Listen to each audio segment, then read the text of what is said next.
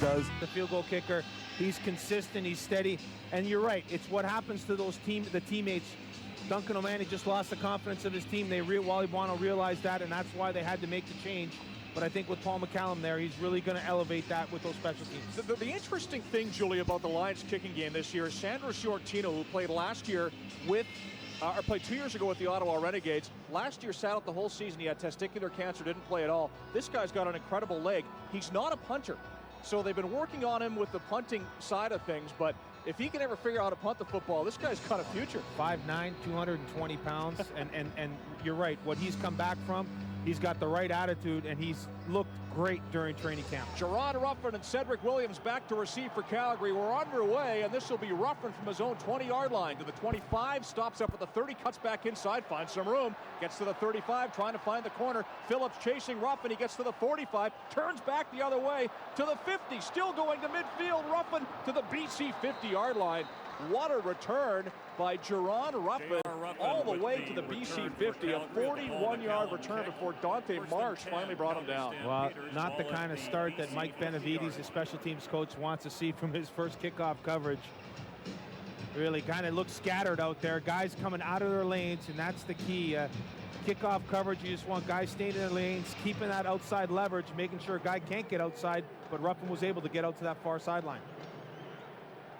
David Corley starting at quarterback for the Calgary Stampeders. Drop back, quick pass to the near side, and it's caught, but a quick closing move by Mark Washington holds that to no gain, as Washington laid a pretty good licking on the receiver, Tony Stallings, out of the backfield. Maybe a yard on the play, but a nice job by the veteran with that new contract at his back. Well, and also the new position.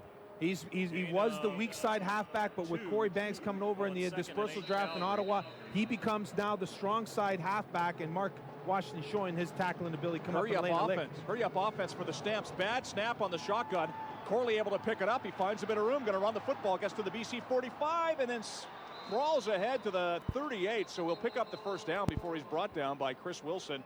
An 11-yard run for David Corley, who saw some time at Hamilton as a backup at 03. He's out of William and Mary. The Stamps are very set at quarterback. They got Henry Burris as their starter, and they picked up Danny McManus, the wily old veteran, as a backup. So there's no doubt about 1-2. What they need to know is if this 26-year-old David Corley can play or not. Well, and I talked to Jim Barker, the GM for the Calgary Stampeders, before the game, and he said that Danny McManus was the biggest signing that this team had in the offseason. Calgary 1st and 10, BC 38. Corley over center, hands the ball off to Stallings, or make that Joffrey Reynolds. He gets nowhere. Nice work there up front by the Lions. Brought down by Javi Glatt, and Chris Wilson into the second tackle of the game. Pickup of a yard or maybe two for Calgary. But I was talking to Danny McManus before, and he said this is a 1 year, maybe a 2 year fix. And you're right, David Chorley's got to find, they got to find out if Chorley can play. Because if he can't, they're not going to make the mistake of keeping a guy like that around. They've got to go out and find a backup for Henry Burris, because McManus is not going to last more than maybe 2 more years. 2nd and 9 Calgary, BC 37-yard line, empty backfield for David Corley out of the shotgun. Straight back, looking downfield, throws the ball in behind the intended receiver. Good coverage there. May have been tipped at the line of scrimmage. That was intended for Kenyon Rambo. And it'll be 3rd down and long, and on comes the field goal team for the Stampeders. Yeah, it was Chris Wilson again coming off that right edge. Was able to get a hand up into Chorley's face and able to tip that football. Really, that front for the Lions is pretty much defensively, they're set. There's not going to be too many changes. Really, the only change is going to be in the middle of that defense with Barron Simpson gone to Winnipeg during free agency. It's going to either be Javi Glatt or Jamal Johnson, and Corey Banks, who was a huge addition for that secondary. That secondary is as good as it's been in BC for a long time. This will be a 44-yard attempt for Sandro DeAngelis for the Stampeders from the left hash mark. Ball is down, kick is up, it's got the distance, and it is good. So the Stampeders open the scoring in this first preseason game. 44-yard field goal by DeAngelis. 3-0 Calgary. A quick note, along the network, this is break number 8. All right, break number 8. It's a local break, as the Lions are down by a field goal, but they'll have the ball next. 2.5 minutes into the first quarter. You've got it on Burger King BC Lions football from Vancouver. 10-4. Tucked away just south of Tsawwassen on a peninsula framed by Boundary Bay in the Pacific Ocean lies one of the best conditioned courses in the Pacific Northwest, Point Roberts Golf Course. Come make the quick and friendly border crossing and play the course Golf Digest rated as the 8th best new course in the U.S., and it's just 30 minutes outside of Vancouver. It's big city golf with a small town attitude. And thanks for thinking Point Roberts when you think golf. Visit PointRobertsGolfCourse.com.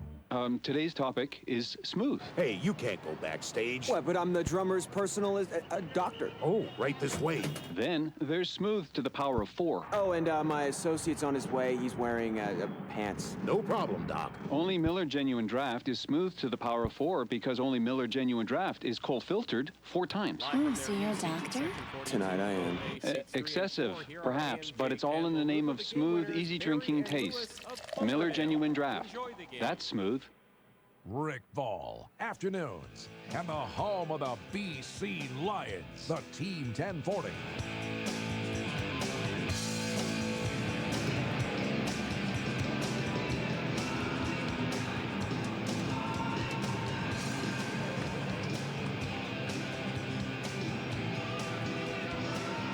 We are back at BC Place Stadium. Lions down 3-0 early in the first quarter. Calgary Stampeders on top after that 44-yard field goal by Sandro DeAngelis. All set up by a nice 41-yard kickoff return by Jerron Ruffin. Lions about to receive the kickoff. Antonio Warren back to receive for BC along with Wiley King out of Weber State. Not only plays football there, part of the track team as well. So we'll see what kind of wheels he has. DeAngelis tees up the ball at the 35. Puts the right foot to it. High and deep. It's going to be King from his own 17-yard line. Wiley King to the 25, to the 30. Good wheels to the 40. Still going, trying to get outside to the 50, to midfield, to the Calgary 50, and he steps out of bounds at the 53 of the Stampeders. Tit for tat. Nice return for the BC Lions. Yeah, both teams taking advantage of some real sloppy coverage. Calgary, again, guys are scattered all over the place, and that's what you're going to find with the preseason. Guys are getting out of their lane. Hey, this is the first time these guys have been able to hit somebody in a different colored uniform in 10 days. So they're anxious to get to that ball carrier, and in doing so, they're getting out of their lanes, and that's what's creating those huge running lanes. 46-yard return for Wiley King. Buck Pierce, a quarterback at the Calgary 53, 1st and 10 BC. They have 2 backs in the backfield, 4 receivers. They're going to hand the ball off on the first play from scrimmage. It's Eddie Linscomb as he spins his way to the Calgary 50. Picks up 3 yards on first down. That's going to be interesting for Buck Pierce. He really, last year, Buck Pierce, no pressure. He came out of nowhere to kind of take advantage of every opportunity he did, and he performed absolutely brilliantly. But now it almost seems like there's a little bit more pressure on Buck Pierce with Jarius Jackson climbing that ladder, and it's going to be interesting to see if that affects him. And he can't allow it to affect. He's got to go out there and run that offense like he did last year. 2nd and 7 BC. Great point, Julio. Just inside the Calgary 50-yard line. Pierce out of the shotgun. 5 receivers set. Linscomb the lone back. Pierce straight back, looking to his right. Under pressure, scrambles up the middle.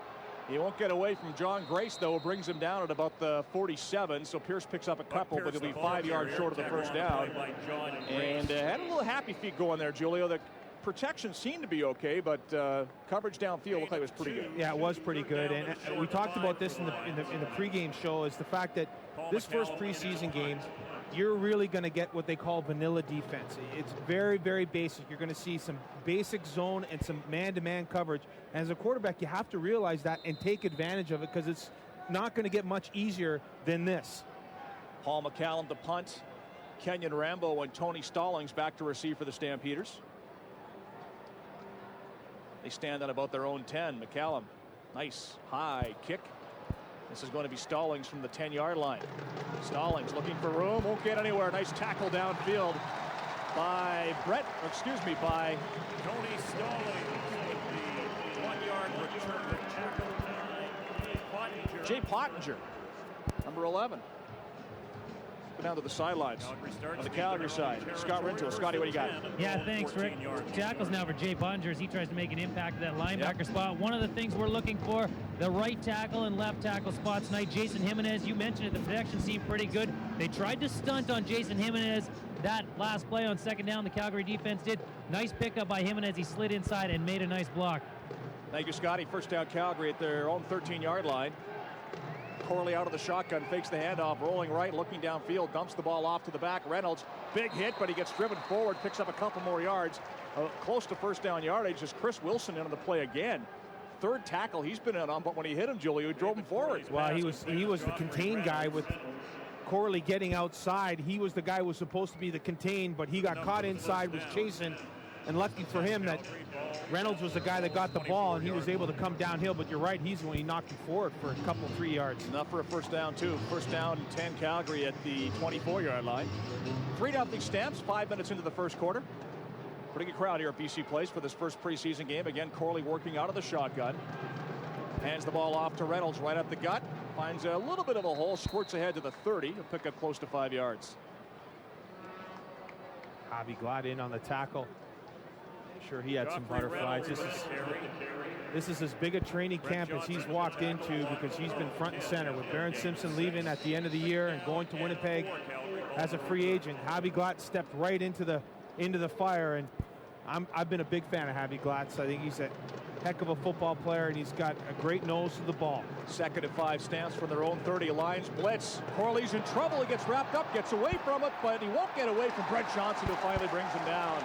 David Corley is sacked back at the 20-yard line. 11-yard loss on the play. Lions sack brought to you by Purelator, the official courier of the BC Lions of the CFL.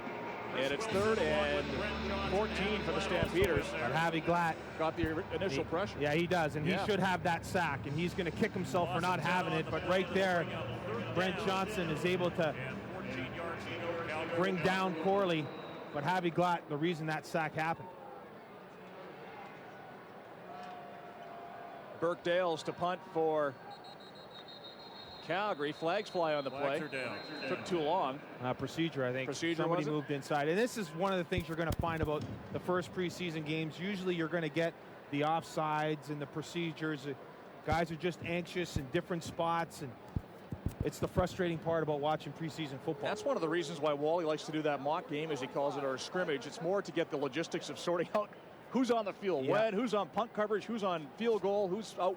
How long between plays. And you're right, and it's only going to get worse because they've got so many guys in that sideline that they want to see play. They're going to have to be shuttled in there. Wiley King, who had that great 46-yard kickoff return moments ago, back to receive along with Jesse Hendricks for the Lions. Burke Dales gets a wobbler away. This is going to be Hendricks if he can pick it up. Has to take it on the first bounce at midfield. Looking for a seam. Will he get any? No. He spins around and picks up maybe a yard, but there are flags on the play. So it'll be no yards against Calgary. There's also a flag back near the line of scrimmage. We'll get it all sorted out when we come back. 8:40 left in the first quarter. Calgary 3, BC no score. This is Burger King BC Lions football on the Lions Radio Network. 1040. The most in-depth BC Lions coverage starts here, the Province Sports section. It's where real sports fans go every Sunday to get the scoop on what's happening with their favorite teams. Catch game previews, reviews, local and international coverage you won't find anywhere else. And it all comes from the best sports columnists in the city. In this Sunday's Province, find out who impressed in the Lions' first preseason game. And the Province's march to the World Cup continues with 2 more team profiles. The Province, it starts here. More businesses in Canada trust Purelator to deliver their packages than any other courier. The official courier of the BC Lions and the CFL, Purelator continues its proud tradition of teaming up with the Lions in the Purelator Tackle Hunger program. Last year alone, raising and delivering over 14,000 pounds of food to the Greater Vancouver Food Bank. Purelator provides flexible distribution solutions and meets your needs and the needs of food banks across Canada. Purelator, where business is going. Jim Rowe, weekdays 9 to noon, and the home of the BC Lions, the Team 1040.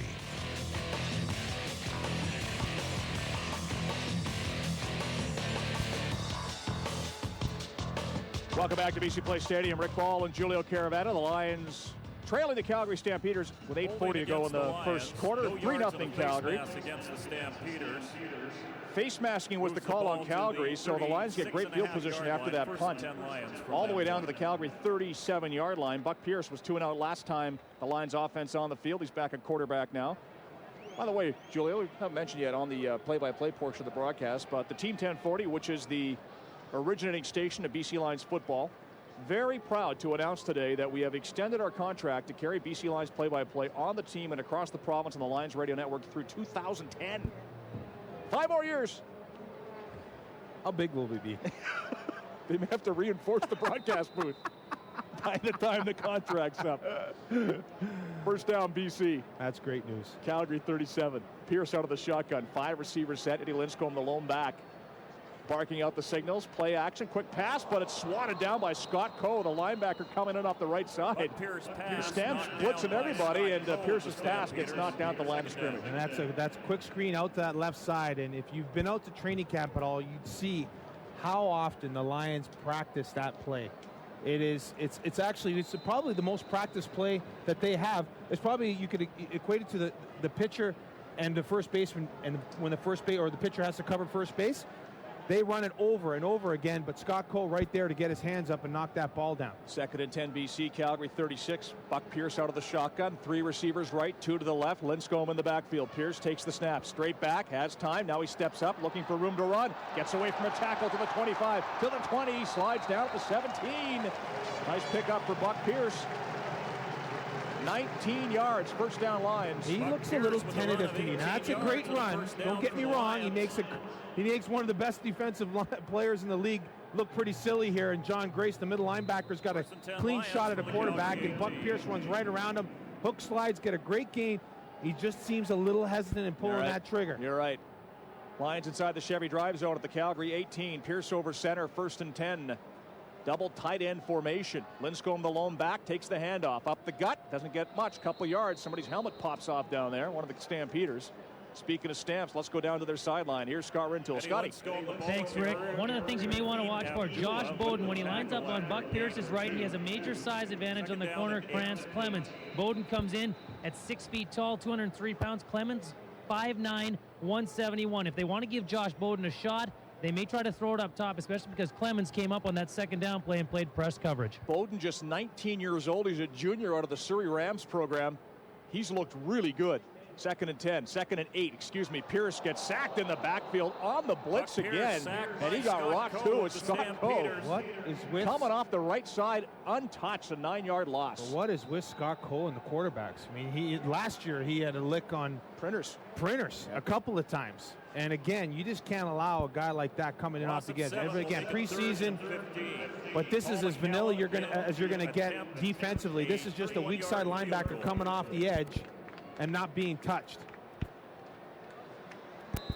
So the Lions will attempt a 31-yard field goal.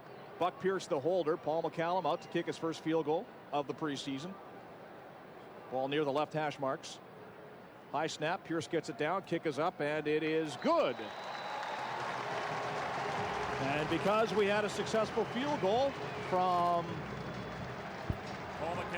31 yards, we have a winner of an autograph. Dave Dickinson print plus a shot at the grand prize of a trip for 2 to this year's Grey Cup in Winnipeg goes to Brian Roman. Congratulations, Brian. All courtesy of the OK Tire Kick to Win contest presented by Bridgestone. To play, go to any participating OK Tire store with over 20 locations in the Lower Mainland. There's an OK Tire to serve you. 3-3 the score, 6.5 minutes left in the first quarter. Lions Stampeders. Back with more from BC Place on the Lions Radio Network next. It's 1040. And the blue car, Miranda. And driving the yellow car, it's Sean. The drivers are ready. The Lions are ready. Judges are set. On your mark. When designing a luxury performance automobile, what's most important? That the vehicle exudes luxury or absorbs impact? Audi leads the way by proving that safety is not a luxury. Experience Quattro all-wheel drive in the new 2007 Audi Q7. See your local Audi dealer today for a test drive.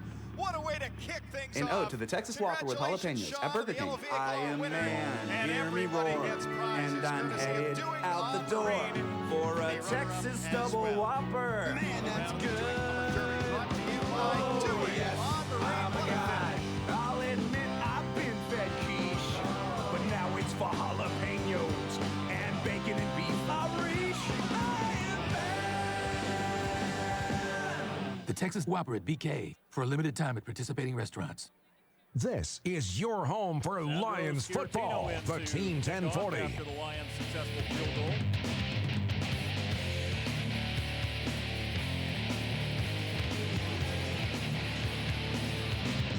(3-3) the score. Lions Stampeders. 6.5 left in the first quarter. Sandro Sorrentino kicking off for the Lions. Nice boot. Gets the ball all the way down to the 6-yard line. Stampeders bringing it back, and the returner dropped at the 28. Some kind of leg. He's got a big leg. Well, he got that ball right down to the 7-8 yard line. 69-yard kickoff, 22-yard return by Cedric Williams. First down Stampeders, own 29-yard line. If they can get him to punt the football, Julio, and be effective at it, that guy may be a keeper. Because he can certainly kick off and get great distance on field goals. Corley over center. They run the reverse to Rambo, but he drops the football in the backfield. I think he got it back. They ran the fake handoff, and then Corley, the quarterback, tried to hand it to Rambo on the end around, and he fumbled it with Otis Floyd right there, but Rambo able to recover. Loses 8 yards on the play, so second and long. Otis Floyd was there for the recovery, but again, Brent Johnson is a wily veteran. He's not overplaying. He's staying upfield and in his lane, and he allows that reverse to come right to him and force it inside. And lucky for him, he might have scooped up that fumble and walked into the end zone. Second and 18 Calgary at their own 21. Corley out of the shotgun, good a pass.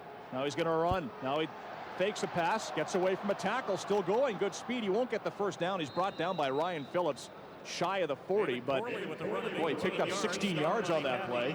Well, he pulled away from Brent Johnson. Got some wheels, didn't he? Yeah, Corley stepped up into the pocket. 3-man rush by the BC Lions, and he steps up, and Brent Johnson almost able to get him from behind. But Corley got some good speed. He was able to step up in that pocket and pull away. 2 rushes, 27 yards for Corley. This one long enough, or too far away from the first down marker to gamble. 3rd and a yard and a half. They're going to punt the ball from their own 38-yard line. Well, there's no question that Corley can run. Jesse Hendricks back to receive for the BC Lions, along with Wiley King. They stand back at their own 32. Inside 5 minutes left in the first quarter of a 3-3 football game. Burkdales takes the snap and gets a great kick away, high and deep. Really deep. King all the way back to his own 23, dropped it, picks it back up, but he's dropped in his tracks. Brought down by Kobe Reinhardt. No return on the play. And BC will start from their own 20-yard line. 49-yard punt, -3 yards on the return. Yeah, that hurts. Wiley sees that ball come right into his hands. It just goes right through the bed basket, hits the ground, and luckily for him, it bounces right up into his hand, is able to recover it. King had that great first kickoff return, but he dropped that punt. Aaron Lockett not dressed tonight. He's been nursing an injury for the bulk of training camp. 1st and 10 BC at their own 20. Buck Pierce out of the shotgun. Has yet to complete a pass. His one throw was knocked down. Straight back, has time, over the middle. There's the completion, deep downfield to the 40-yard line. Nice throw by Pierce, caught by Aaron Krebs for a 20-yard pickup. He needed that. Buck Pierce's pass. You could see Buck Pierce when he dropped back. He almost guided this ball rather than he's got a great arm. He's just got to throw it, but he puts it in the perfect spot. Right, you could see the stress just being relieved from his body. He's now into this football game. Lions kept 2 backs in the block. 2 of the Stamps have been blitzing. They didn't blitz that time, but Pierce out of the shotgun now. 5 receivers set. Eddie Linscomb the lone back. 1st and 10 from their own 40. Linscomb gets the handoff off the left side, picks up a couple yards before he's brought down in a heap. 2nd and 8 BC. By the way, speaking of running backs, you didn't hear during the pregame show, Ricky Williams saw some limited duty tonight in an exhibition game between the Argonauts and the Hamilton Ticats. 7 carries for Ricky, 4 yards. No, 4 carries, 7 yards. There you go. Well, he's going to be Ricky Williams is an unbelievable back. There's no question about that. But he might be surprised at the talent level up here. 2nd and 8 BC from their own 42. Flag on the play. Pass is incomplete to the far side. Knocked away from the intended receiver. Reinhardt on the coverage. That ball intended for Anthony Jones. And a nice play by Reinhardt, who made a great play earlier on the punt. I'm going to say equally a good job by Jones of coming back to that ball, because it was a little bit inside and almost picked off. There was a flag on the play. Let's get the call. Illegal substitution. Calgary number 30. 10-yard penalty. First down. Stamps called for an illegal substitution, which is something you see in preseason. So the Lions get a break there. Would have been a punting situation. Set as first down BC at their own 52. But that ball that Buck Pierce let go out to that left sideline was a little bit behind, and luckily for him, Reinhardt and Jones was able to knock that ball out of Reinhardt's hands. BC first down at their own 51. 3 minutes to go in the first quarter. We're tied at 3 at BC Place Stadium. The Lions and Stampeders. BC comes out in the double tight end set. 4 receivers. Linscomb the lone back. Play action pass. Pierce straight back. Flushed out of the pocket. Now he looks for somebody downfield. Won't get anybody downfield. He's sacked again on the play.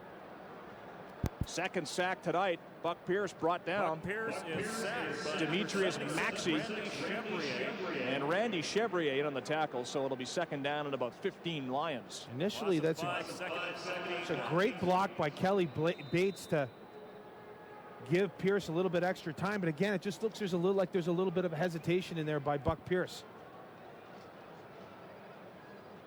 Second at 16 BC at their own 46. Pierce again out of the shotgun. Barks out the signals, takes the snap. 4-man rush, has time. Dumps it off short to Linscomb out of the backfield to midfield. Cuts up the middle to the 48-yard line. He'll be close to first down yardage. As Linscomb made a nice move and then squirted between a couple of tacklers to get a couple of extra yards and get close to the first down. It's the perfect example. Here you are, 2nd and 15, not forcing a ball downfield. Hey, take the check down and give your guy a chance to make a play. And Linscomb does exactly that. He makes a couple of guys miss, and he turns a little dump pass into a first down. They're bringing out the sticks for a measurement. Gives us a chance to remind you are listening to Burger King BC Lions football, sponsored in part by Columbia Academy Digital Entertainment and Communication Training. First down Lions, Calgary 48.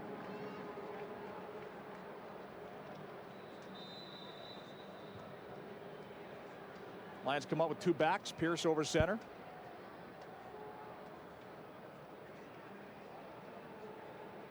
Barking out the signals.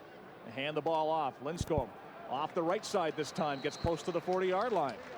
Nearly 8 yards on the first down run by Eddie Linscomb, who's seen the ball a lot so far in this first quarter. Well, it's his 3rd year with the Lions. Spent the whole year last year on the practice roster. So he's going to be one of those guys. He's been there for 3 years, and now all of a sudden, Wally, he's got to make a decision on a guy like that. Is he going to be a player for you, or you start looking in a different direction? 2nd and 2 Lions, Calgary 40-yard line. This guy who came in when Warren was injured in 04 and had a couple of good football games. Jumbo set out there for BC. Linscomb off the left side. Doesn't get much. In fact, I don't know if he got back to the original line of scrimmage. Barely. So it'll be 3rd and 2 Lions from the Calgary 40. Yeah, a 5.5-yard average when he was playing in 04. So you're right. He did have a couple of big games, and he has shown that he can play. But really, with the kind of backs that they have in this training camp, you got to wonder yourself, is this the last look you're going to get at Eddie Linscomb? That's an interesting battle, Julio. I'm telling you. The running back here, you're right. Antonio Warren was 4th in the CFL combined yards last year. And I know they're taking a long look at Linscomb and Joe Smith. Hey, the other guy that's looked good is Larry Williams. Lions are going to attempt a field goal here. It'll be 47 yards, and this is Sandro Ciortino. G-Roy Simons holding the football. 47-yard attempt for Ciortino. Ball right in the middle of the field. Snap is down. Kick is up. It's low. Is it long enough? No, short, and it's going to be run out of the end zone. Back to the 20-yard line if they get it there. Not quite. As the returners run out of bounds. Tony Stallings standing back in the end zone and bringing that back to the 18-yard line. 20 seconds left in the first quarter. Calgary starting inside their own 20.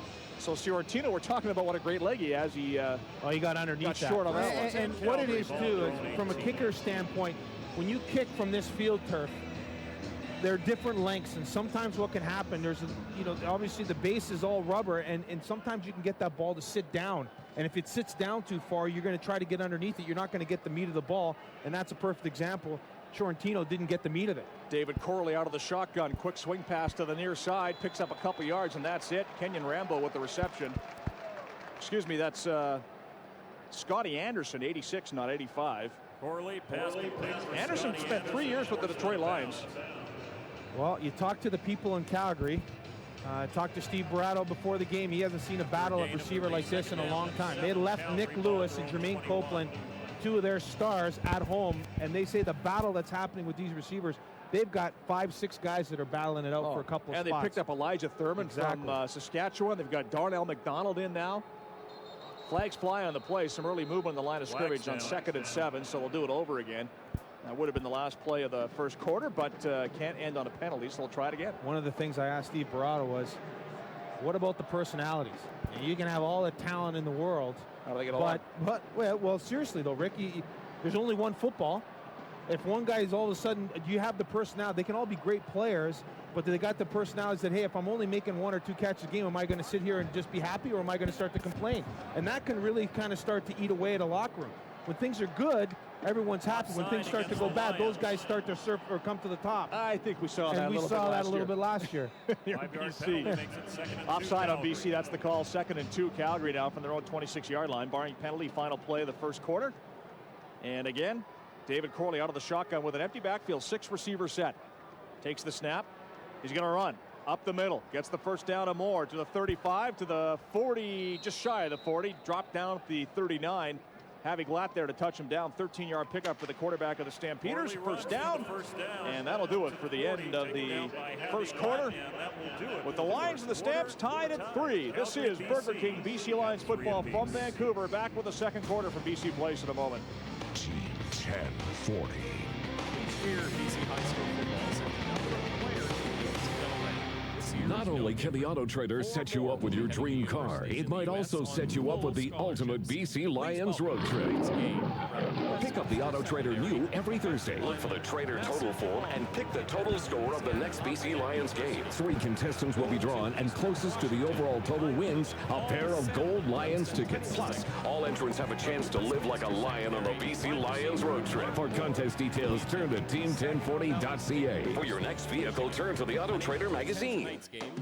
The most in-depth BC Lions coverage starts here, the Province Sports section. It's where real sports fans go every Sunday to get the scoop on what's happening with their favorite teams. Catch game previews, reviews, local and international coverage you won't find anywhere else. And it all comes from the best sports columnists in the city. In this Sunday's Province, find out who impressed in the Lions' first preseason game. And the Province's march to the World Cup continues with 2 more team profiles. The Province, it starts here. Fred and Taylor afternoons, and the home of the BC Lions, the Team 1040.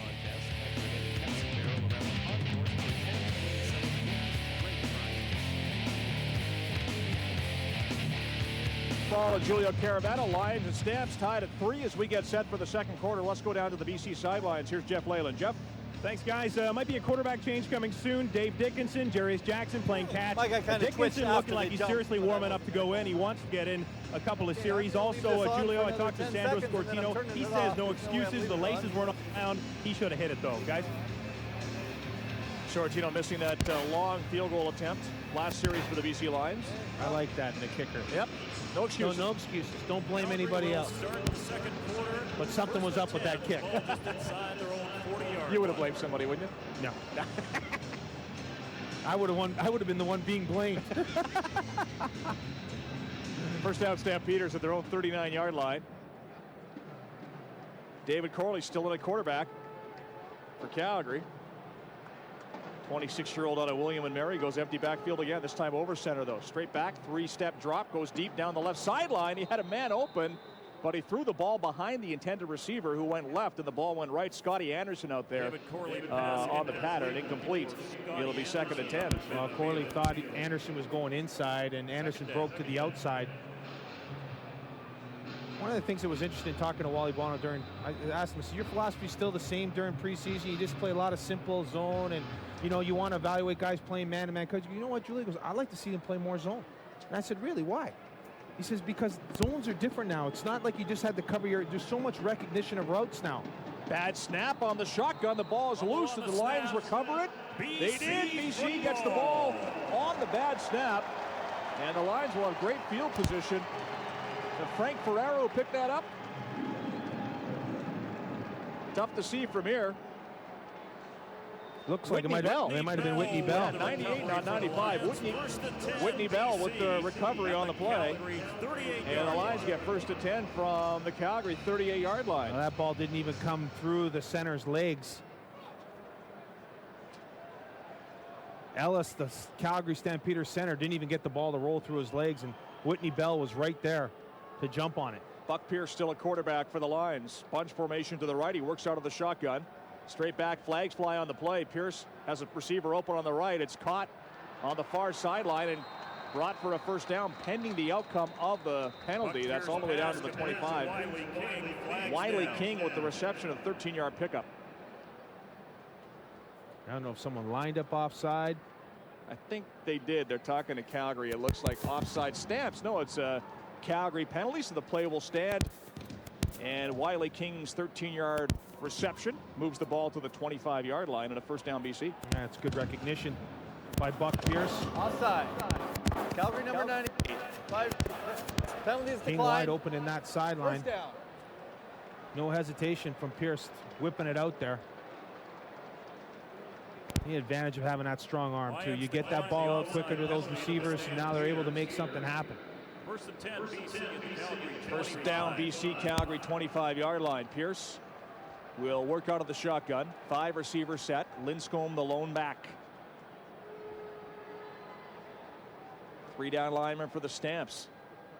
They bring a backer though. Pierce quick pass to the right side. It is complete for about 8 yards. TJ Ackley, Aaron Krebs on the far side makes the reception for an 8-yard pickup all the way down to the 17. Krebs from Washington and Jefferson University. 176.9 yards and all-purpose yards during his senior year. Was all over the field, returning kicks and running out of the backfield, the whole 9 yards. Here's Linscomb on the carry out of the backfield. He dives forward. I don't think he had enough for a first down. It'll be close, but it looks like he's about a yard shy from here.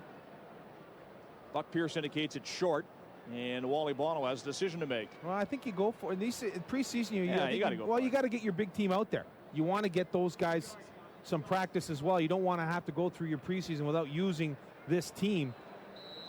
And Wally Bono is going to go for it. So it's 3rd and 1 from the 16 of the Stamps. The Lions inside the Chevy drive zone, and BC going for it. Double tight end formation. Pierce over center, and flags fly. I think the left guard moved early, it looked like. This may be against the Lions. Yeah, someone did move early. Well, if it's the left guard, it means Kelly Bates jumped. Procedure against the Lions. So now it'll be 3rd and 6, and I think Wally will probably send out the field goal team in a 3-3 football game early in the second quarter. 5-yard penalty, still 3rd down. Murphy. Number 53, Rob Murphy. Left tackle. Yeah. So Paul McCallum's successful with his field goal. Dave Crichton will win an autographed framed Dave Dickinson print plus a shot at the grand prize of a trip for 2 to this year's Grey Cup in Winnipeg, all courtesy of the OK Tire Kick to Win contest presented by Bridgestone. To play, go to any participating OK Tire store with over 20 locations in the Lower Mainland. 29-yard field goal attempt for McCallum. 1 for 1 so far tonight.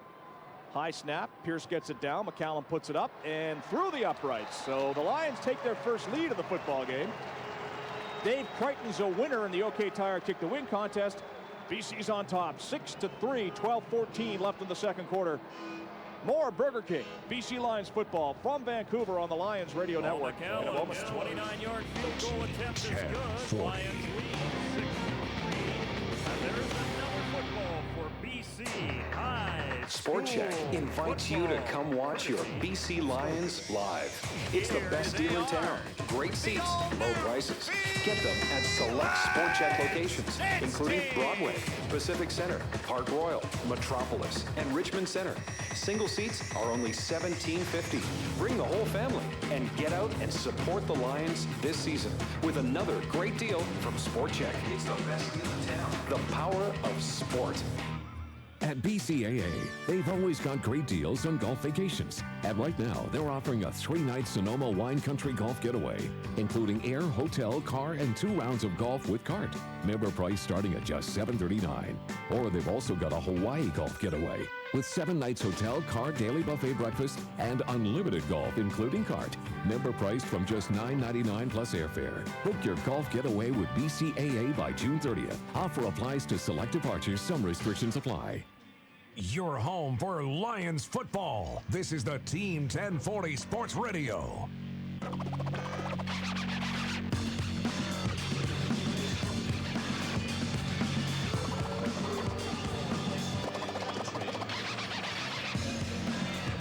Lions lead the Stamps 6-3, 12-14. Left in the first half of play here at BC Place Stadium. Hey, by the way, at the end of the first quarter, the Lions racked up 36 passing yards. $2 a yard, that's $72 donated to help the kids at the BC Children's Hospital Foundation on behalf of Silex Restorations. For commercial renovations and restorations, British Columbia has trusted Silex Restorations for 20 years. Paul McCallum tees it up at the 35 to kick off. After the successful field goal, McCallum's 2 for 2 so far. The one miss the Lions had kicking field goals was Sandro Ciorantino.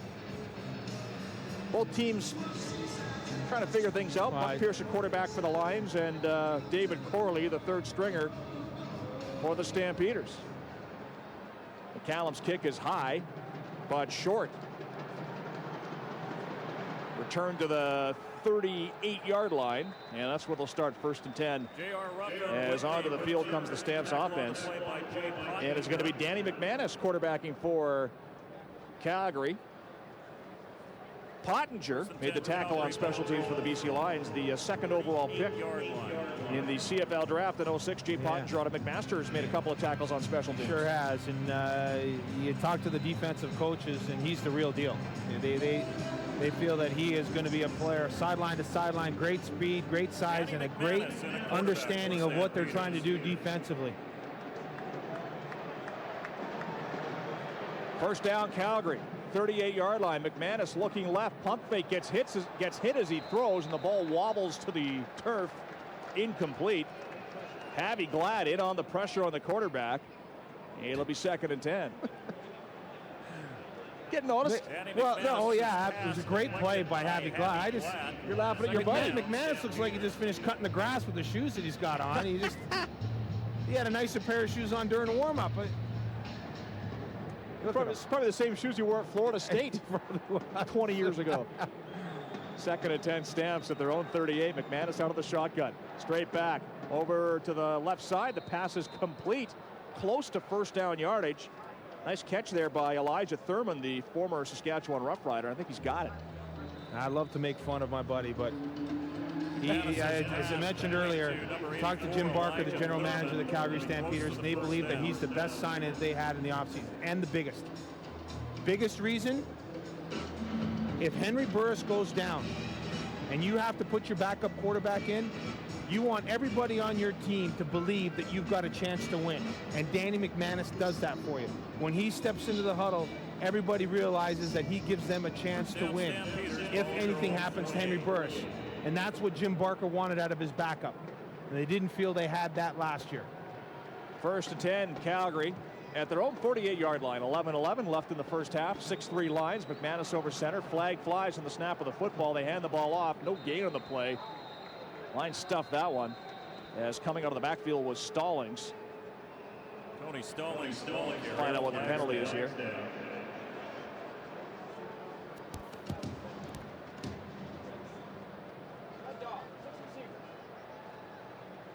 Haven't seen Henry Burris yet or Dave Dickinson, although we do expect Dickinson to play quarterback in this quarter. That's Wally Ballana's plan anyway.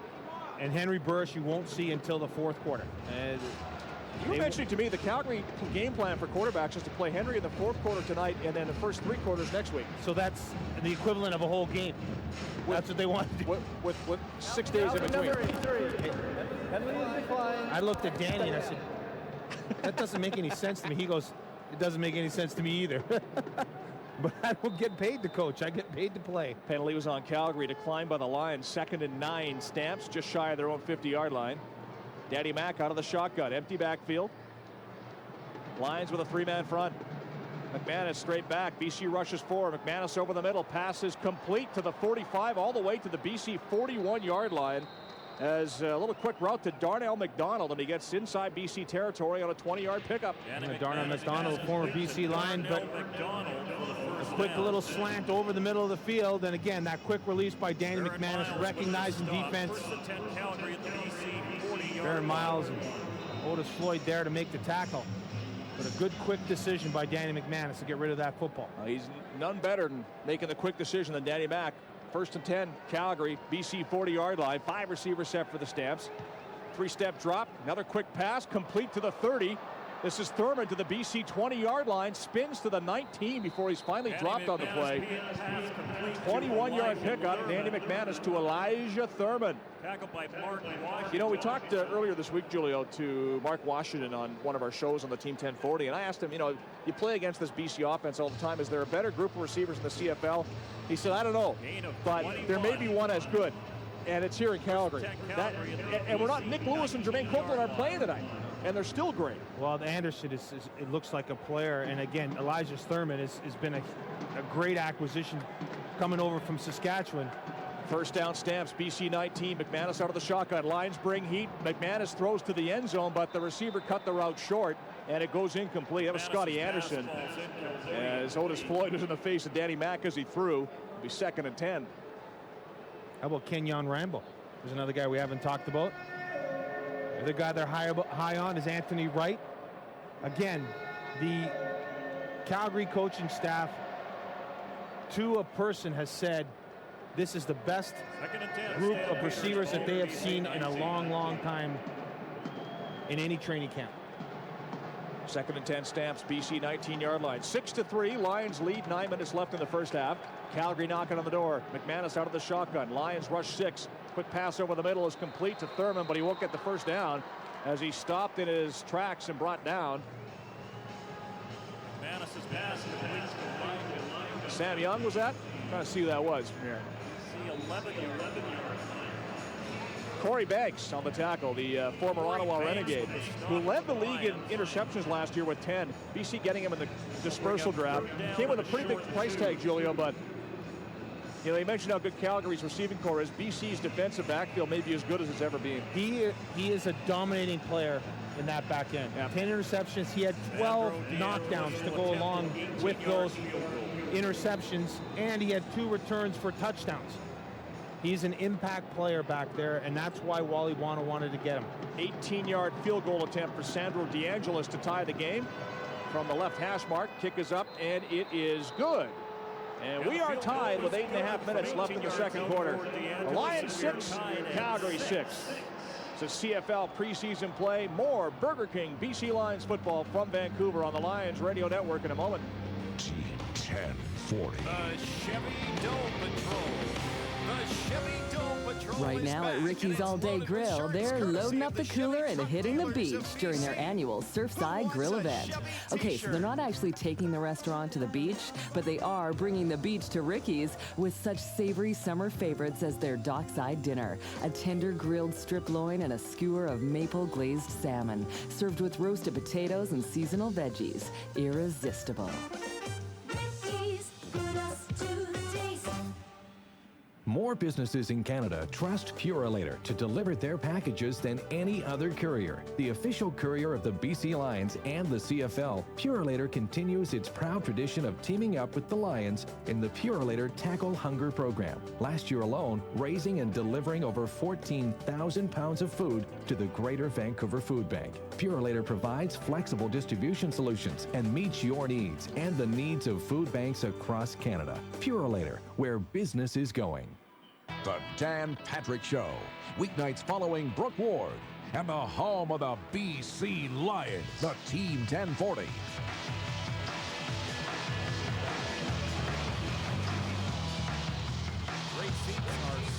Lions Stampeders tied at 6, 8:35 left in the second quarter. Calgary to kick off after that 18-yard field goal by Sandro DeAngelis. Jesse Hendricks and Eddie Linscomb back to receive for the Lions. We expect to see Dave Dickinson in that first team offense in this next series for BC. DeAngelis kicking off for Calgary. Nice high boot. This will be Hendricks from his own 15-yard line to the 25, to the 30, slipped up and falls at the 35, and then sprawls forward for an extra yard, and that's where BC will start first and 10 from their own 36-yard line. A 60-yard kickoff and a 20-yard return for Jesse Hendricks. That's tough for Hendricks because he tripped on the turf, but there was a lane in there, and if he was able to keep his feet, he might be still running. Dave Dickinson coming in the game. Just to give you a quick rundown on Buck Pierce. Ended up 4 for 5 for 57 yards. He had 2 rushes for 21 yards. Thought really settled down. After the initial couple of series, you could tell Buck was a little nervous, but he did settle down and played very well. 2 sacks as well. Nice round of applause for Dave Dickinson. A work out of the shotgun. First and 10 from his own 36-yard line. Warren the lone back. 5 receivers set. Dickinson barking out signals. Takes the snap. Right side, pass complete. G-Roy Simon at the 40, to the 45, to the 49. First down BC as he's rolled out of bounds after a 13-yard pickup. Yeah, it looks like they're going to run no huddle too. Try to change up the pace a little bit and give those starters a little bit of that no huddle offense. Ball just nudging the 50-yard line. First and 10 BC Lions. Dickinson again out of the shotgun. 3 receivers left, 2 to the right. 4-man front for the Stampeders. Dickinson takes the snap, straight back, time, dumps it off to Warren at midfield. Warren drives forward to the Calgary 51. It'll be a yard short of the first down, but a 9-yard pickup. The one thing you have to love about a no-huddle offense, and Dave Dickinson loves to tell you this, he is able to dictate the pace on any defense. When you run a no-huddle offense, you can now get up to the line of scrimmage. It really limits defensively what you're able to call. And so as an offense, you now begin to dictate. You don't get the coaches involved in the sidelines able to make calls. The players have to think on the field, on their feet. And the quarterback now is I think a real advantage because, again, he can dictate the pace of the game. Warren just shy of the first down by about a foot, so it'll be second and short for the BC Lions. It's funny when you get that first team offense in there right away. Things just click that much better. Yep. Well, I mean, we expect it to be that way, right? Recognition too. Yep. Dave Dickinson, is able to read that defense and able to put it where it's supposed to be. Second and a foot BC. Calgary 51-yard line. Dickinson over center. They come out with a double tight end formation. Warren the lone back. Dickinson will sneak the ball himself. He'll get the first down. A flag flies on the play. Surprised me a little bit. Quarterback wedge, quarterback wedge with your starter in preseason. I'm presuming it's offside Calgary because it came just as that's what the call is. So it'll be first down BC Lions. And Lamarck 5 yards off. Put the ball down at about the 46 of the Stampeders. Still waiting for our first major of the football game, a 6-6 tie. First down. Here at BC Place, 7.5 minutes left in the first half. Well, I'd like to see that we've got instant replay in place tonight. Yep. So it'd be nice to see if we can use that. First attempt BC at the Calgary 46. Dickinson over center. Stamp show blitz. They bring it. The Lions hand off the football to Warren. Not much room off that left side. He squirts ahead for maybe a yard. It'll be second and long. You're right, Julio. Instant replay in the CFL this year. Be interesting tonight. I think if they're going to use it as a test run, but there's no TV coverage, obviously, in the preseason game, so they got to go with the stadium feed. And you don't have the same camera angles. No. That's one of the big concerns as there's an injured BC line on the field. One of the big offensive linemen, Carl Gorge. Taking a seat down at the 48. But one of the things that was raised as a concern when it came to doing instant replay in the CFL was every game isn't covered like they are in the NFL where you have 21 different camera angles. But the argument in favor of it, and I agree with it, is if you have a camera angle that tells you that it was the wrong call, use it. Then use it. Yeah. If you don't, well, not much you can do about it. You can't. Yeah, you're right. Absolutely.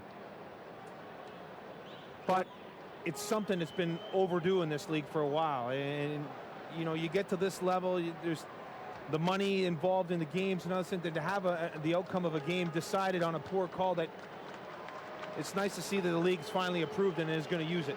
Carl Gorge walking off the field. We'll take a break with 7:10 left in the first half. It's BC 6, Calgary 6. More Burger King BC Lions football from Vancouver in a moment. Team 1040.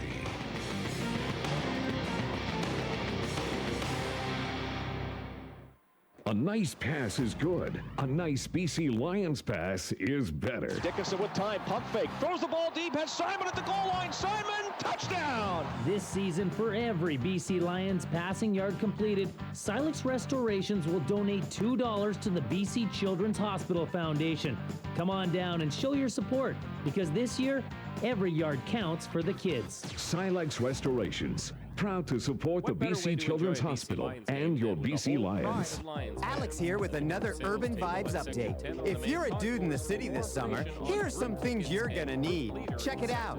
Aloe lip balm, a spray mister, capri pants. Hey, they're shorts, they're pants too.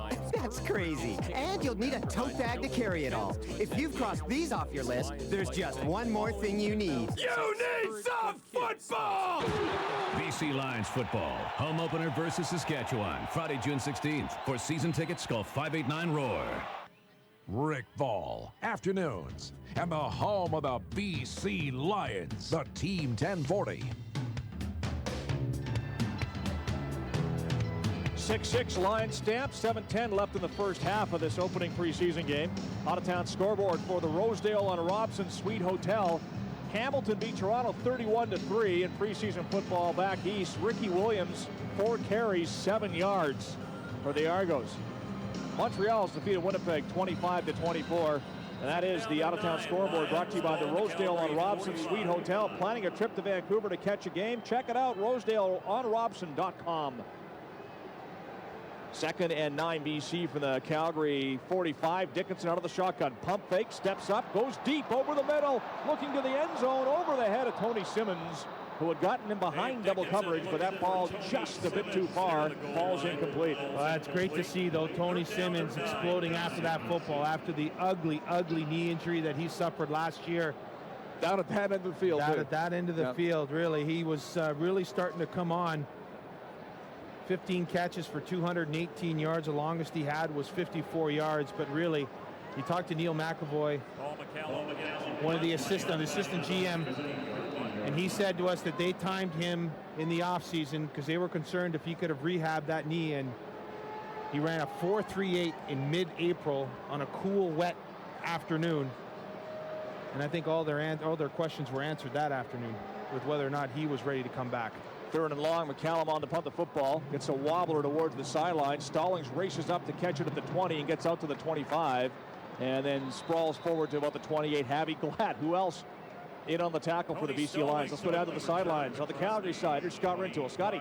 Yeah, thanks, Rick. It's almost stealing out here for Dave Dickinson. It's really not fair. Because Calgary has some preseason defensive backs in there, they're really tipping their coverages off early. When the Lions come out with that 5-receiver set, if they're in zone, they're certainly not lining guys up. They're not plussing an extra guy over, so Dave Dickinson knows right away it's zone. That last play where Dave Dickinson tried to go downfield to Tony Simmons, they made it very, very evident that they were going with man coverage, so Dave Dickinson went for the home run. And just overthrew his intended receiver. Thank you, Scotty. Danny McManus, 1st and 10. Calgary offense at their own 29. Pitches out the Stallings off the left side, looking for some room. Pushes his way forward for about a 5-yard pickup out to the 35-yard line. Scotty's absolutely right. As a veteran quarterback, you come into preseason, you're going to get pretty vanilla coverage. And if you know what's going on, as Dave Dickinson does, it's stealing. You can just, pick your way down the field as it should be. Gives Stallings 6 yards on 1st down. 2nd and 4 Stamps. And a lot of those young defensive backs, Rick, the last thing they want to do is get beat deep.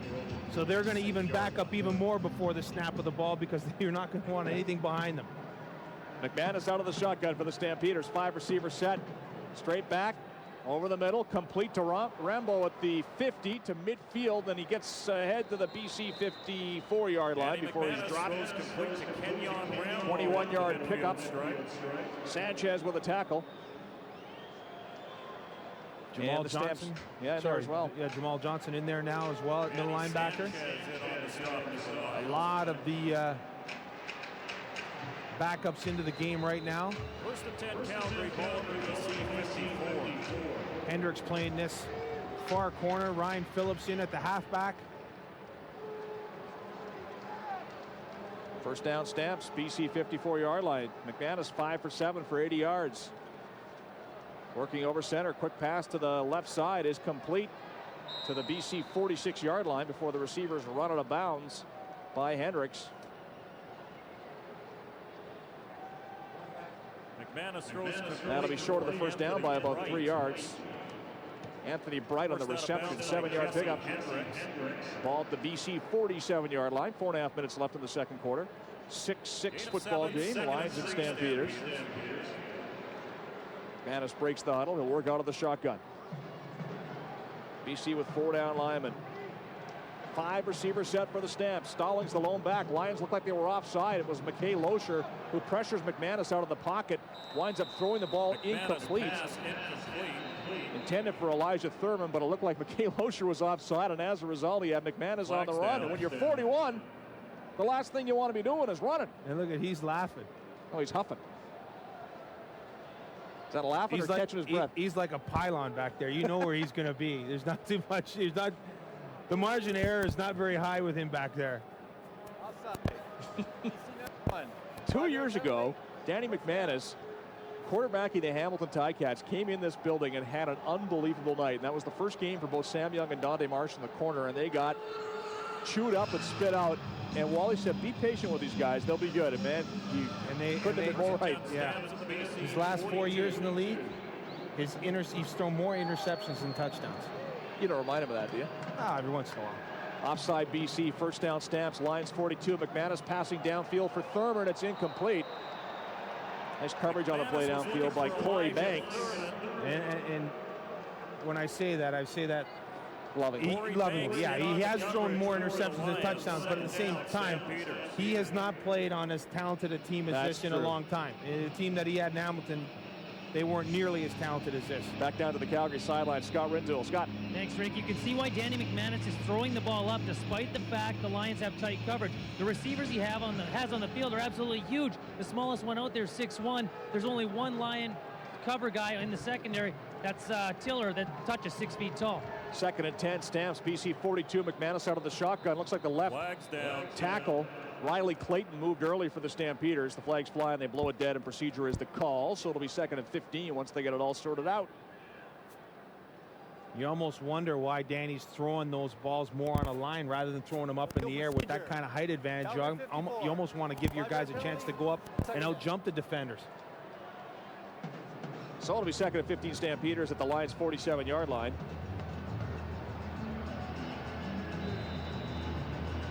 We saw David Corley play the first quarter and a couple series into the second quarter for the Stamps. McManus is going to play until the end of the third quarter. Henry Burris will come in the fourth. McManus over center. One back, that's Stallings. 5 receivers, second and long. Lions hint at blitz, and they bring it. Quick pass, incomplete. McManus had to get it away quickly. Elijah Thurman had to go behind him, and the flags fly on the play as Thurman was pushed, but it looked like it was after the ball came. Corey Banks in on the coverage. Wait and see what the call is here.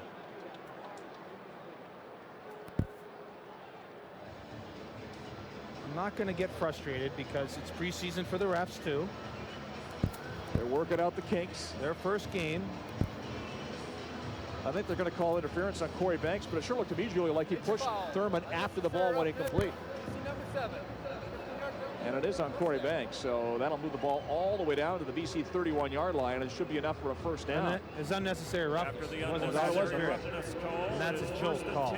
But again, the ref's mic isn't working, by the way. That's why you're not hearing the penalty calls here. It is a first down, Calgary, BC 31-yard line. McManus over center. Stallings the lone back. BC blitzes. Stallings gets the handoff. Finds some room off the right side. Gets to the 21. Tripped up. Still going.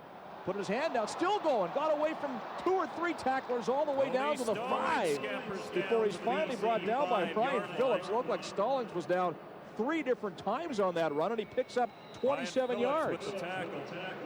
So the Stamps knocking on the door with 2:53 left in the first half. It's Calgary 6, BC 6. Stampeders football and the Lions 5. When we come back, this is Burger King BC Lions football from Vancouver. 1040.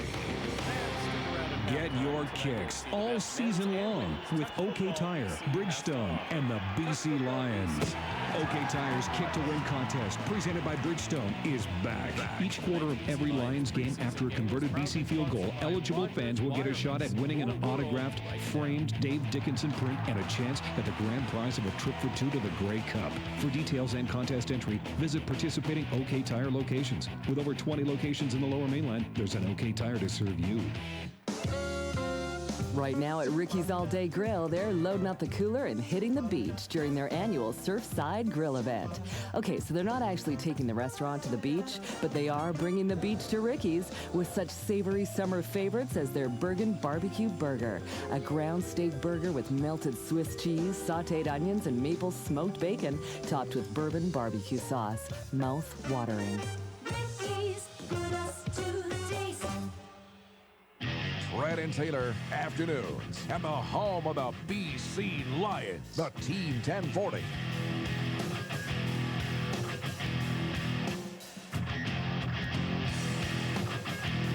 Stampeders on the BC 5-yard line. 2:53 left in the second quarter. It's a 6-6 football game. Back down to the Calgary sideline. Scott Rintoul. Scotty. Well, great play call on that last play by the Calgary Stampeders. The BC Lions in man coverage. They had no idea that the running back had broken past the interior of the line. That's why he got such a big gain on the running play. But then the balance down here, guys, as you mentioned on the sideline, broke through 3 tackles, and these guys just shaking their heads in the BC Lions secondary that they missed that one. Thank you, Scotty. First and goal, Stamps, BC 5. They go empty backfield. Danny Mack out of the shotgun. 6 receivers. McManus, quick pass left side. Flag flies on the play. Ball to the end zone. Rambo almost made a circus catch, but he was in tight coverage, and it falls incomplete. Phillips on the coverage, but there is a penalty flag down. Phillips in on the coverage. Flags down. I think Calgary may have been offside, and they were, so it wouldn't have counted anyway had Rambo caught that football. Getting back to that run and all the missed tackles. This is one of the disadvantages you have in training camp is when there's no tackling drills, because you don't want to beat up your own guys. Guys got kind of lazy with the way they tackle, right? They play what's called a thud in training camp, where they basically just want to make contact with their shoulder pads, but they don't want to wrap up. They don't want to bring down the ball carriers or the receivers. So it's that get your shoulder in there. But what happens, you come into a game like that, you're so used to doing it, your tackling is poor. And you can see guys are bringing their shoulders in there, but they're not kind of wrapping up with their arms. I understand why they don't want to tackle at training camp, but I brought this up to Wally one time. I said, isn't tackling an important part of the game that you should practice? And he said, well, guys at this level should know how to tackle, but my thought is, well, guys should know how to catch and throw too. You still practice that, don't you? Yeah, but again, I think what the biggest factor is, you just don't want to get your guys hurt. It's a long year, so if you start getting these guys flying around tackling full speed, someone's going to get hurt and it'll be a waste of a guy. After the penalty, it's first and goal Calgary from the Lions 15 now, and again they go empty backfield. McManus, quick pass over the middle, incomplete, intended for Bo Gibbs, who is a converted defensive lineman. He's 6'4", 245. They had him in a free agent tryout camp, Julio, and he was trying out as a defensive lineman. He said, hey, can you catch the football? He said, yeah, I played a little tight end in college too. And he's lining up as a slot back, but that was a bit high for Gibbs, and it goes incomplete. And he had Sanchez, the linebacker, beat. If McManus throws that ball over the middle because it's blitz coverage, there's no one in the middle, that's a touchdown. Second and goal for the 15 Stamps. Again, empty backfield, 6 receivers set. Danny Mack out of the shotgun. Lions look like they're going to bring the blitz, and they do. McManus quickly swings the ball out to Rambo at the 15, spins to the 10, breaks a tackle to the 5.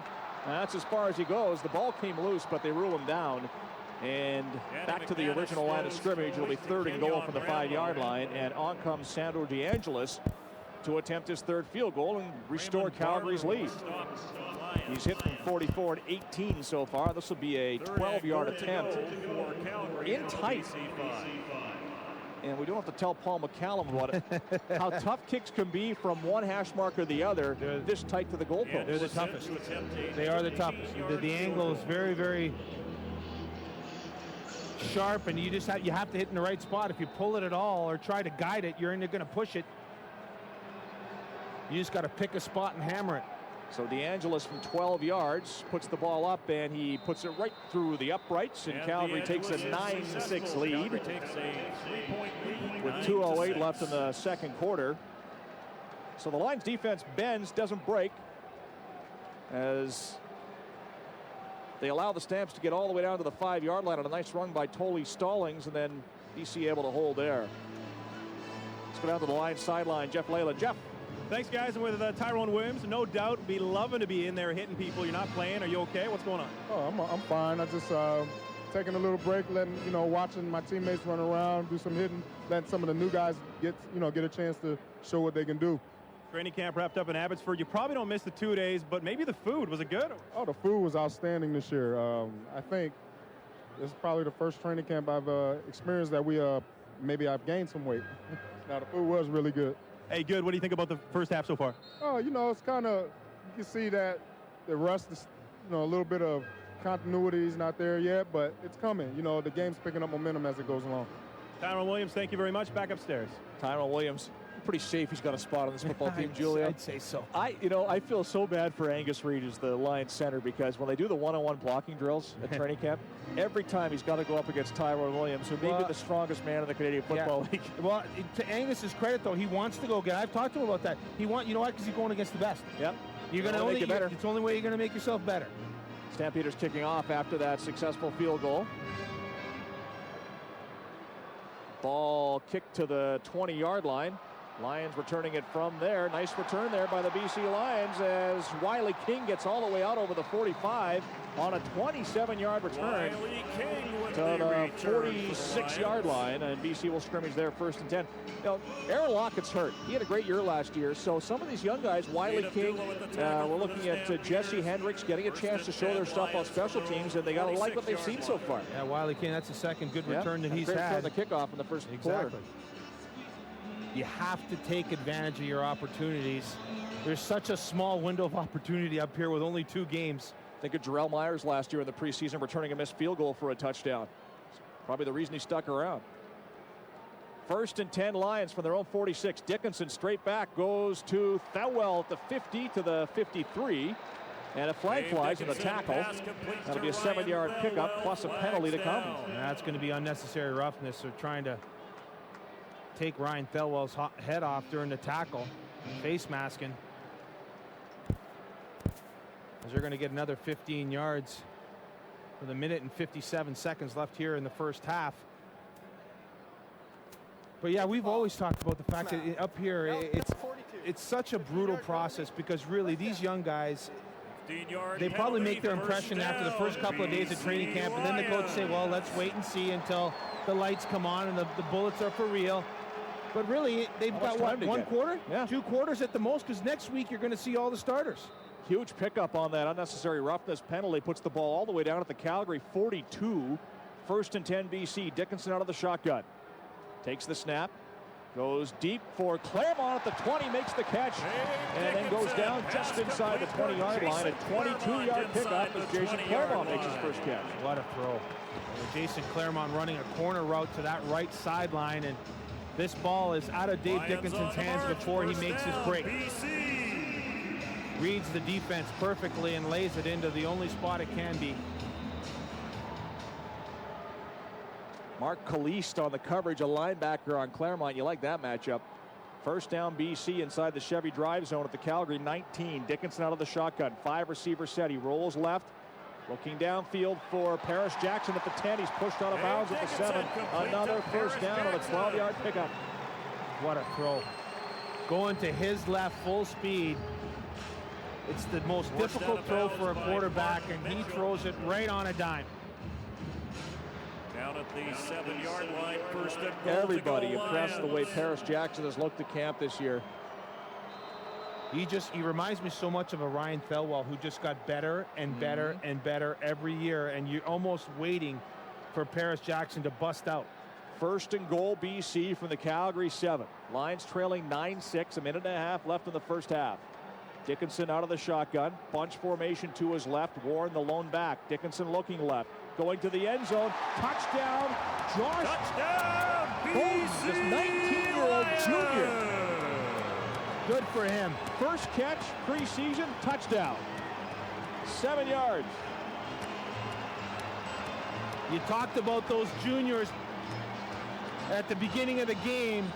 They have made a huge impact during this training camp. Everybody talking about how well all the juniors have looked. And Bowden right there with a great route in the end zone, a corner route.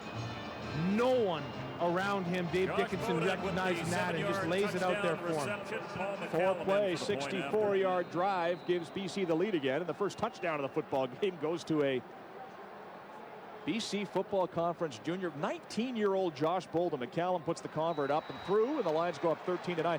You know, I was talking to one of the Lions coaches, and he said, Rick, in all honesty, if you came out to camp and didn't know anybody was and just watched guys play, would you ever suspect this kid is 19 from junior football? Not a chance. He looks like he fits right in. What about Plant, the offensive lineman? He's another guy that's fit right in, and he's exceeded expectations. He's a specimen, too. He's a bit raw, but he's a big man, Lauren Plant. And but I love the comment that Bowden made in the paper as far as, hey, if they offer you a practice roster, are you kidding? That's going to be my university. You know, I'll learn so much being on the practice roster if they offer me that spot. So here's a kid who's just hungry and wants to learn and has looked outstanding during training camp.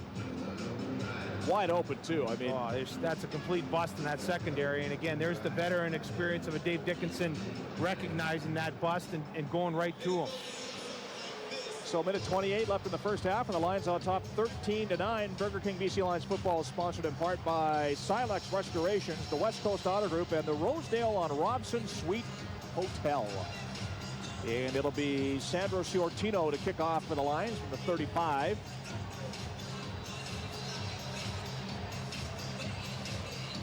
Puts the right foot to it. Nice kick, deep. Stampeders return it from the 20-yard line. J.R. Ruffin, who had a great return on the opening kickoff, lost the football at the 35, but the Stampeders able to recover. And scooping it up was Tony Ficklin. J.R. Ruffin having glided on the hit again. He's the one who caused the fumble. Yep. You know, Jamal Johnson is a great athlete. That's a really good battle. So both of those guys have to step up and make themselves noticed if they want to get that starting job middle linebacker. Hey, Javi Glass did a pretty good job. Well, I think what separates them is this. Jamal Johnson can fly around athletically, as you mentioned. He's a great athlete. He goes from sideline to sideline, but he makes mistakes. And sometimes, you know, that's what's going to kill you. Javi Glad, I don't think, makes those mistakes. And you're getting the same kind of athlete with Javi. And he's a Canadian. Yes. Which always helps, too. First down, Stamps, zone 33. They run a trick play on a double reverse. Elijah Thurman trying to get outside. Nobody in the Lions got fooled as he gets brought down. Maybe a loss on the play. Let's go to the BC sidelines. Here's Jeff Leyland. Jeff? Thanks, guys. Down here with Josh Bowden. How good did that feel in the end? Felt great. Felt great. First touchdown CFL. Hey, never been happy. Cool guy. If you could make this team, how much would that mean, or even to get on the practice roster? Hey, it mean everything. It mean the world. It mean the world to get on that team. Best of luck. Best of luck in the rest of the game. Guys? Thank you, Jeff. Josh Bowden from the South Fraser Rams. You know, 10 years ago, it's fairly common to see junior players step up and get spots in the CFL. You think about Spencer McLennan. 1991, I was just about to say. Mike Marasco playing in the CFL. Jake Christensen came out of the Okanagan Sun. Doug Hawking. Kevin Alexander. Kevin Thompson, sorry. But he replaced Ray Alexander. There you go. When he held out, and that gave him a big opportunity. But those three guys were all huge surprises coming out of training camp. Let's also show you this is some good football players out there, even in the junior ranks. To get back to this Lauren Plant, another guy that if you walked on the field and didn't know anything about anybody, you'd never suspect was out of a junior football program, this offensive lineman. And he's a Canadian, too, and the Lions have got a pretty good one there if they can keep him around and, you know, get him some experience, work with him a bit. And a player down the road. Well, and Wally Buono was talked very, very highly of Plant, saying this guy's got some huge upside. 2nd and 11, Stamps at their own 33. McManus out of the shotgun, throws short, ball is caught, but well short of the first down as the line step up and stuff Darnell McDonald inside his own 40. 3 or 4 lines there to make that tackle. And it'll be 3rd and long, and here comes the Stampeders punt team, and BC's offense will have lots of time to work with here. 55 seconds left in the first half. Again, Ricky, preseason, this is the kind of situations that Jacques Chapdelaine is hoping that he's going to get, because you want to try to simulate what you're going to get during the regular season. You're going to obviously get situations down the road where you're going to be in this spot, so it's great that your offense is going to see that and be able to try to execute that offense. Tony Tiller and Jamal Johnson in on the tackle. The Stamps are 3 yards short. Lions don't use their timeouts, so Calgary will let 20 seconds tick off the clock before they punt. Wiley King back to receive for the Lions. He'll get the punt at his own 27-yard line. Dropped it. It rolls around on the ground. The Lions able to recover it. It was an end-over-end kick, kind of a knuckleball, and King couldn't grab it. Well, he's 2 for 2. He's 2 good returns and 2 fumbles. 42-yard punt, no return. Ramon Barber able to recover the fumbled football for the Lions. So the offense on the field with 28 seconds to work with, and they're on their own 28-yard line.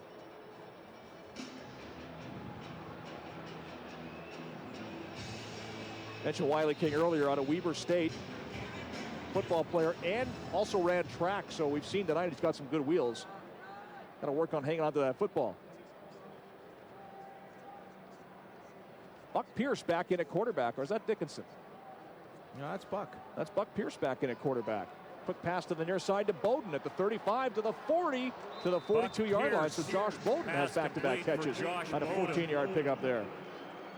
Buck Pierce getting a chance to come in and run that 2-minute offense for the Lions. Looking out to his right, coming back to the sidelines. Takes a good shot, though. First down BC at their own 42. 21 seconds left in the half. Pierce takes the snap. 4-man rush, has time, steps up, goes over the middle. Pass is caught by Geroy Simon at the Calgary 53 with 12 seconds left. He's got to be smart now. You got a couple of good kickers, good strong legs. So 10 more yards. Yeah, play yourself into position to kick a field goal. 14-yard pickup there for Simon.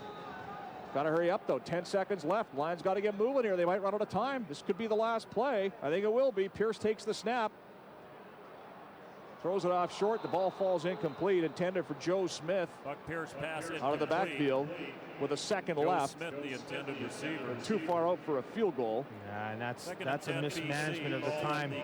You're right. The ball was. He didn't look like he realized that the time count was going.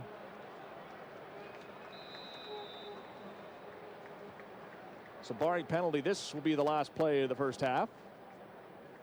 Bowden splits off wide right. Simon to the left. Joe Smith in the backfield. They put 4 receivers to the wide side. Pierce out of the shotgun. Stampeders send 9 guys way back. Pierce throws the ball to Claremont, complete at the 45. Trying to get away. Then he tries the quick kick to the end zone for the single point. The ball rolling. Will it get there? It stops at about the 2, and then Geroy Simon knocks the ball to the end zone, and penalty flags flying everywhere. That'll be no yards. No, unless he was onside. That's what I was just about to say. I think Geroy Simon went after that ball because he realized he was onside. That's a head to the officials. That's a heads-up play by Jason Claremont. You could tell he was trying to work himself into a position to try to kick that ball. This is a set play.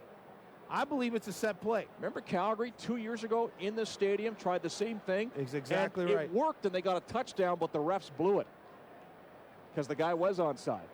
I think Geroy Simon was onside, and this might be a situation where the league can now try to use that instant replay. Very interesting. The question mark, though, is, Julio, if Geroy knocked the ball into the end zone, is it still a single point? They're going to talk about this. Because technically, wouldn't that be a fumble and then a recovery and not a kick into the end zone? Let's think about it. Geroy touches the football. So now it's a live ball. Now it's a live ball. And tackled in the end zone. It rolled into the end zone. The Stampeders recovered it. It is a reviewable play if they want to do it here to see if Simon was onside. My point is, though, G-Roy Simon knocked the ball into the end zone, and then Calgary recovered in their own end zone. So I'm thinking that even if they do rule that Simon was onside, there's no single point. That's my interpretation. What do you think? Are you with me? Yeah, I agree. Oh, Wally's got the review flag out. Sure. Come on, Wally, throw it. There you go. He threw it. Wally got the throw flag. BC Lions will challenge the ruling on the field. I'm just not sure that even if they do win the challenge that Simon was onside, Julio, that they'll get a point out of it, though. And it'll be the last play of the football game. Last play of the half. Well, it would have been more exciting if he could have recovered it and put it in the end zone himself. There you go. Because he ran after that ball as if he was onside, and he knew he was onside. It does say, we've been given the review book, the review rule book here, and it does say that a reviewable play is whether or not the ball was touched by an onside player on a kick. Right there. Yep. So it is reviewable. The question is, did they have a shot that will show them if G-Roy Simon was onside or not? And again, it gets back to that game that we saw a couple years ago here in Vancouver that really hurt Calgary. And now they're going to review it. So there you go. Claremont, by the way, 38-yard punt. It wasn't textbook. Well, he did a great job of just getting it off. There was a guy right on his trying to drag him down. So we get our first review in the CFL at BC Place Stadium. 13-6, 13-9, the BC Lions lead. And the first half will be over. The question is it 14-9 BC or 13-9? That's the only thing they have to sort out here, because that was the final play of the half. Once again, the BC Lions not only heard on our originating station, the Team 1040 in Vancouver, but across the entire province on the BC Lions radio network, including CFAX 1070, Victoria's News Authority, CKOV, Kelowna's News Authority, in Kamloops on CHNL, and across the region on the mighty NL radio network. Prince George, 99.3 FM The Drive. In Chetwynd, 94.5 Peace FM. Dawson Creek, 104.1 Peace FM. And the CFNR radio network in Terrace and Prince Rupert. To all our listeners across the province, we're glad to have you back on board for another exciting CFL season. And once again, if you didn't hear earlier, the Team 1040, the flagship station in Vancouver, has inked a brand new deal with the BC Lions that will see us carry games on Team 1040 and the Lions Radio Network through 2010 at least. And we're happy to be back for another exciting season of BC Lions football. Who's this young buck? Somebody just handed me a picture of a guy who looks like Julio Caravetta. See, I wasn't lying to you. I really was 210 pounds once. And it wasn't, and I had hair. You had hair back then. Look at that. Can you believe that? I often wonder why Linda married you. It makes a little more sense when I see this photo. I told you I married up. Oh, another one. Big Lou. Louis Pasaglia dropped it.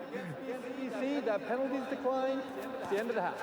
All right, so after the review, they ruled that G.Y. Simon wasn't onside after all, or at least it was inconclusive, and after all that, nothing changed. First half is over. The Lions are on top by 4. 13-9 they lead over the Calgary Stampeders.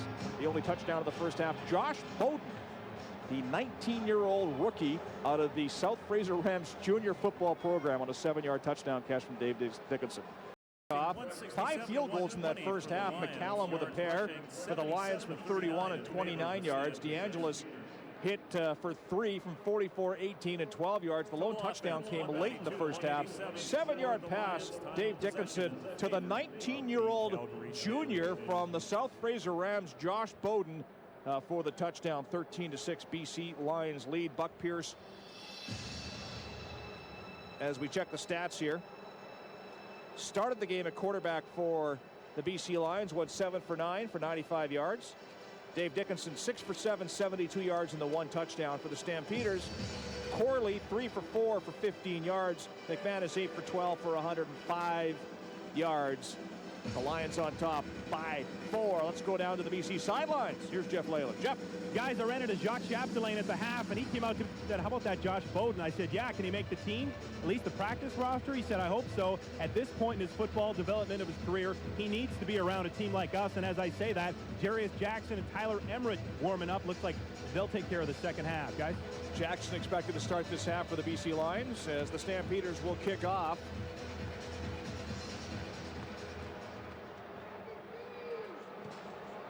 Ball put high in the air. Wiley King to the 30-yard line, pushes his way to the 33, and then gets stood up and driven back. Wiley King on that return. 63-yard kickoff, 20-yard return for Wiley King, and here comes the BC offense. 1st and 10 for their own 32-yard line, and Jarius Jackson hoping for better fate, Julio, than in his first preseason game a year ago. He's gonna be happy to get this first play under his belt. Last year, first play breaks his thumb on David Benefield's helmet. The upside on this guy is huge. Jackson out of the shotgun. 1st and 10 from his own 32. 5-receiver set. Hands the ball to Joe Smith, trying to get outside and does to the 35, out to the 37-yard line before he's knocked down. Joe Smith led NFL Europe in rushing last year. In 10 games, he had 6 100-yard rushing games. Pretty high on this guy. And he's, Wally Wano pointed out that he's probably the best blocking back that they have. And at 6'1" and 225 pounds, you can see why that's the case. He's a big body that can get his hands out in front of him, and he's strong enough to move some linebackers around. 2nd and 5 BC from their own 37. Jackson out of the shotgun. 5-receiver set. Jackson straight back.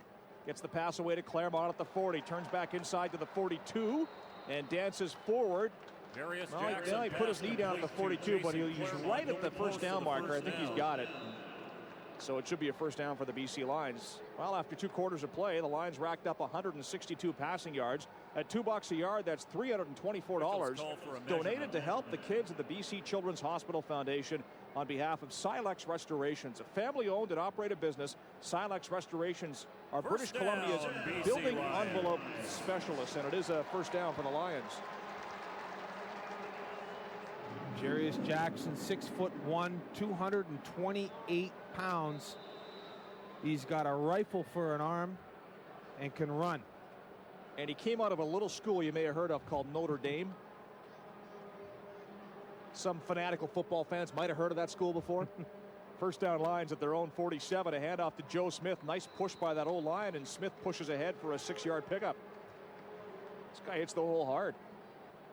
He sure does. But getting back to Jarius Jackson, he really, you could see his development through training camp. This guy is chomping at the bit to get into a game. He really, I think, kind of felt an opportunity, went past him last year. All this hype about him coming in, and all of a sudden he breaks his thumb, and then Buck Pierce comes out of nowhere and really kind of runs with his opportunity, and he feels his opportunity is right now as well. 2nd and 4 BC from their own 48. Jackson out of the shotgun. Joe Smith in the backfield. Stamps show blitz. They bring it. Looks like they were offside. No flag. Jackson complete pass to Paris Jackson. Tons of room to the Calgary 50. 45 to the 40, down at the 36-yard line. Jarius Jackson to Paris 26-yard pickup. Jackson to Jackson, and the Lions are deep inside Calgary territory. A great recognition by Jarius Jackson, and it's just a simple little crossing route by Paris Jackson, coming from the quarterback's left to right. And as he comes across the field, he is wide open. Jarius Jackson realizing that and dumping it to him, gets himself a big gain. First down BC at the Calgary 36-yard line. Jackson will work over center. Joe Smith in the backfield. 4-receiver set as they come out with a tight end. It's Lyle Green on the left side. Play action pass. Jarius Jackson, lots of time. Deep downfield for Claremont. Complete at the 5. He's down at the 3. Jarius Jackson complete to That's Jason some kind of arm. Claremont. 33-yard pickup, and the Lions are inside the Calgary 5-yard line. He threw that ball on a roll. Play action pass. He sets his feet and absolutely throws a dart downfield to Claremont in the seam. Not very many quarterbacks in this league can make that throw. Injured Calgary Stampeder on the field. Jackson 3 for 3 for 66 yards. I was talking to G. Roy Simon about quarterbacks, and I said to G. Roy, if you couldn't see who was throwing the football, and all you did was catch passes. Could you tell which quarterback was which? And he said, yeah. Oh, yeah. I said, how could you tell if Jarius is throwing? He goes, my fingers would hurt. Yeah. Down to the sidelines of the Calgary side. Here's Scott Rintoul. Scotty, go ahead. Thank you very much, Rick. Well, they won't know for sure until they break down the film in terms of the offensive line. But so far at that right tackle position, Jason Jimenez, by all accounts, doing a very good job of protecting the quarterback. One of the questions they had about Jason Jimenez was, could he pass block in the CFL? Normally you have guys coming from the NFL who are very good at run blocking because they're so aggressive at getting off the ball. So far, Jason Jimenez, when he's been given opportunity to pass block, has been very solid in his protection. Thank you, Scott. A.K. Keys, defensive back for the Stamps, walking off the field in a bit of discomfort. But Jarius Jackson has got a cannon for an arm, Julio. And he can throw that football. He's a great athlete. He is the all-time single-season passing record holder for Notre Dame. And the guy he beat, Joe Theismann. Yeah, there's no question that his resume is impressive. First down, Lions at the Calgary 3. First and goal, and they come out with their jumbo set. Joe Smith and Lyle Green in the backfield. Jackson barks out the signals. Going to roll to his right, throws the ball to the end zone. It's incomplete. There's a penalty flag on the play. Alexis Boingue, the third back, was the intended receiver, but there is a penalty flag down. Jackson. Alexis Boingue. Getting back to Jimenez, 6'7", 320 pounds. He is a man mountain. And you've covered a lot of training camps. You've seen a lot of those offensive linemen. Usually you're going to get a couple of porkers in there. Yep. The guys got the big gut. The guys that don't look like, they're big guys, and they just, there's not one guy out there that looks like he's out of shape. Every one of those linemen that they brought in are big, physical bodies. Got a good-looking body. Good-looking body. Good girth. Offside Calgary. First and goal, BC from the 1. Again, the jumbo set out there. They hand the ball off to Joe Smith, and he tiptoes into the end zone for a touchdown. For the BC touchdown. It's a good-looking drive.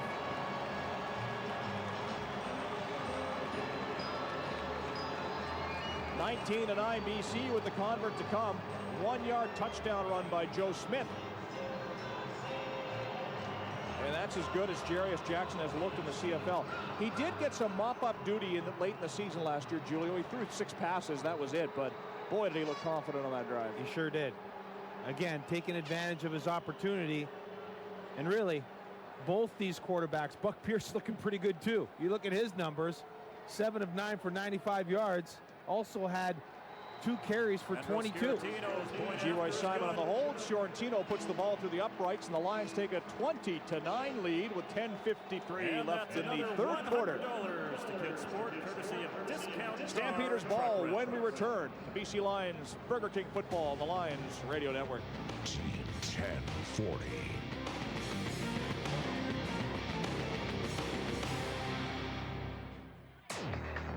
Sport Check invites you to come watch your BC Lions live. It's the best deal in town. Great seats, low prices. Get them at select Sport Check locations, including Broadway, Pacific Center, Park Royal, Metropolis, and Richmond Center. Single seats are only $17.50. Bring the whole family and get out and support the Lions this season with another great deal from Sport Check. It's the best deal in town. The power of sport. Tents, cooler, sleeping bags, bicycles, first aid kit, fishing rods, canoe, paddles, life jackets, dog. I did it. Everything fits in the car. Honey, you forgot the kids. Gonna need more room this summer? Start at the spring SUV sale at Langley Gold Pontiac, featuring over 40 new and used Jimmy's Envoy, Suburbans, Yukons, and Rendezvous. Most with trailer packages built in and ready to tow. Ask about interest rates starting as low as 0% during the spring SUV sale on now at Langley Gold Pontiac. Your key to paying less. Jim Rome, weekdays 9 to noon, and the home of the BC Lions, the Team 1040. Here we go. 20-9, the Lions lead. 6-play, 79-yard drive, capped off by a Joe Smith 1-yard touchdown run. BC on top by 11. BC Play Stadium. Rick Ball and Julio Caravetta. Hey, you got a question for Julio or myself during the game? You can email us live at team1040.ca. That's the email address, live at team1040.ca. We'll try to answer some of your questions on the air. You know, Julio, this internet thing, it's sweeping the world. I think I heard about it. Also, check out our new BC Lions page at team1040.ca with game recaps, photos, and our all-new Lions podcast, highlights of tonight's game.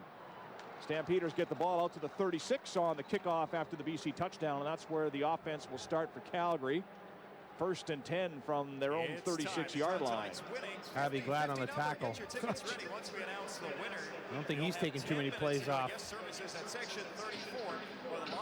You love to see that. Yep. You look at Otis Floyd last year, a guy who started a lot of plays on defense and was one of the leaders on special teams. And you love a guy who's got that kind of effort and giving it on every single situation he's out on the field. David Corley in at quarterback again for the Calgary Stampeders. Start of the game. Back in here in the third quarter. Works out of the shotgun. Fakes the handoff. Rolling to his right. Has time. Going deep downfield.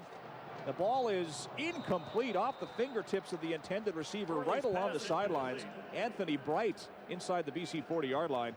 Couldn't haul that one in. 2nd and 10. Well, I know Corley's probably thinking to himself that he's going to have to establish himself more as a passer. He can run. He had 3 carries for 42 yards, and that's obvious. But I'm sure Steve Barato, the offensive coordinator for the Calgary Stampeders, wants to see Corley run his offense and start throwing the ball downfield. He was 3 for 4, but for only 15 yards.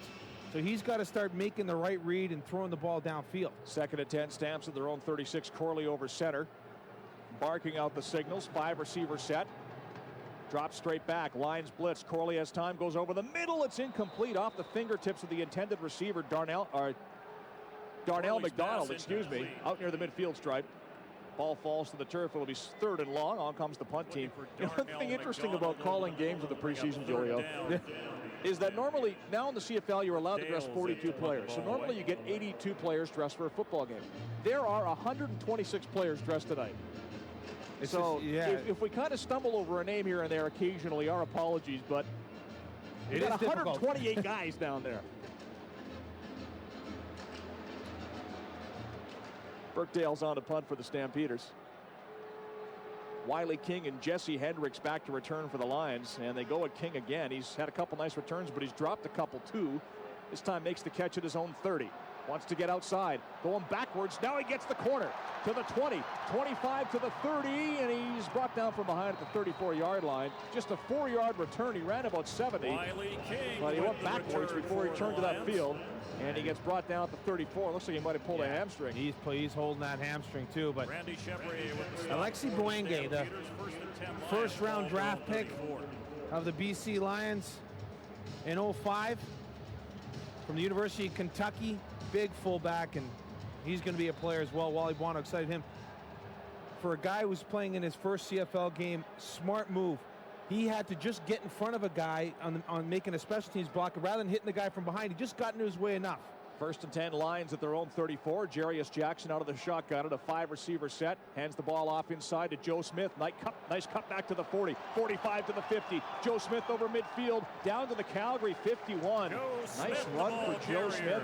We mentioned he had a huge year last year at NFL Europe. Picks up 25 yards there. With such a small window of opportunity for some of these guys, sometimes all it takes is a couple of plays. And what you've seen from Joe Smith so far, you can see why Wally Buono's excited about this guy. He's a big physical back, and when he gets into open field, he is going to lay a licking on somebody if they're in front of him. 1st down, Lions. Calgary 51. Jackson out of the shotgun. 3 receivers left, 2 to the right. Smith in the backfield. Jackson going to pass.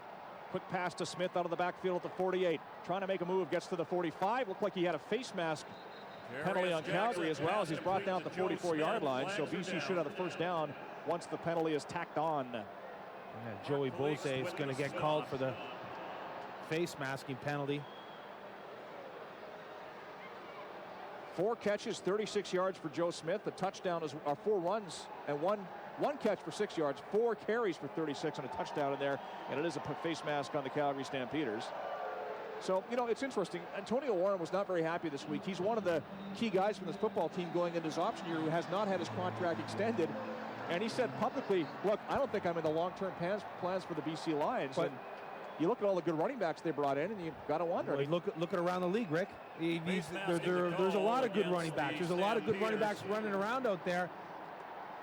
But at the same time, you can't allow that to get into your. You've got to play for the moment and don't worry about that, because if you start worrying about it, you're going to let it affect your play. And if it starts affecting your play, I mean, it's an easy decision for the coach. With the penalty, Lions get the ball at the Calgary 29, first down and 10. Jackson out of the shotgun. Stamp show blitz. They rush 5. They stunt up front, but Jackson's able to get away from the pressure. Going to run the football to the 25, to the 20, plows ahead to the 16-yard line. First down, BC. 13-yard pickup for Jarius Jackson. And there was no way that he was going to slide. He saw the crack. He realized where the first down marker was. He makes a great move. He hesitates inside, then busts back outside to the right. There was no hesitation in Jarius Jackson's mind where that first down marker was, and head first into that marker.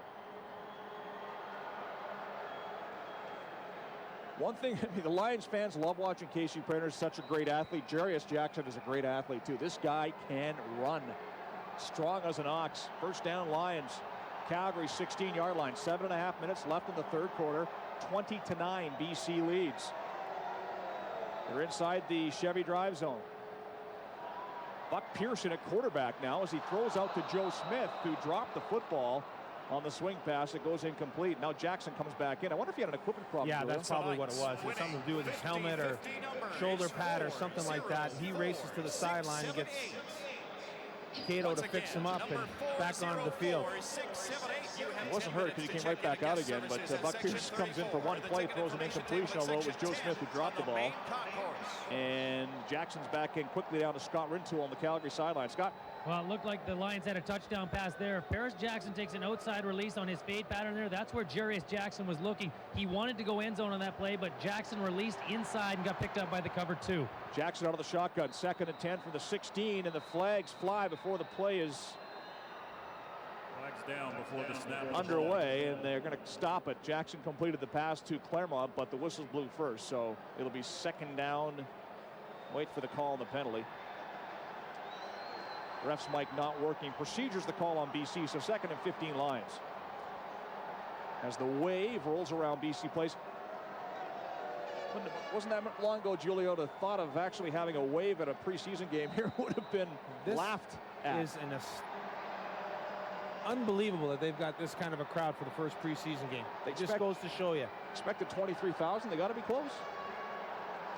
2nd and 15, BC from the Calgary 21. Jackson out of the shotgun. Has time, goes short over the middle. Pass is complete to Joe Smith. Again, he sprawls forward to the 12, but it'll be short of the first down. And then flags fly late. And this will be against BC. Came after the play was over. Looks like Jimenez may have been involved in something, Julio. Just as an offensive lineman trying to make a football team, going downfield, trying to get a block. I don't know about this. I got to hold myself back. It's preseason. It'll be a rough play on BC, so they'll move the ball back. Would have been a field goal situation anyways. The Lions were 5 yards short of the first down. And I'm assuming Paul McCallum's coming out. This was after the play was dead, so it should be 3rd down. And it is. Roughness, the call against the and it's going to be Sorrentino attempting the field goal. So if he's successful with this field goal, Chris Guile will win an autographed framed Dave Dickinson print plus a shot at the grand prize of a trip for 2 to this year's Grey Cup in Winnipeg. All courtesy of the OK Tire Kick to Win contest presented by Bridgestone. To play, go to any participating OK Tire store with over 20 locations in the Lower Mainland. This will be a 35-yard attempt for Sandro Sorrentino. Hit from 31 and 29. No, that was McCallum who hit from 31 and 29. Sorrentino missed his only attempt from 47. Geroy Simon is the holder. Good snap, good placement, good kick. And it's 3 points for BC as they take a 23-9 lead over the Calgary Stampeders. 6.5 minutes left in the third quarter. This is preseason BC Lions football from Vancouver on the Lions Radio Network. BC High School football. Courtesy of Scotiabank.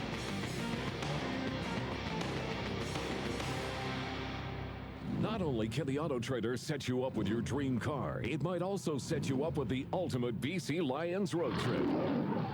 Pick up the Auto Trader new every Thursday. Look for the Trader Total form and pick the total score of the next BC Lions game. 3 contestants will be drawn, and closest to the overall total wins a pair of gold Lions tickets. Plus, all entrants have a chance to live like a lion on the BC Lions road trip. For contest details, turn to team1040.ca. For your next vehicle, turn to the Auto Trader magazine.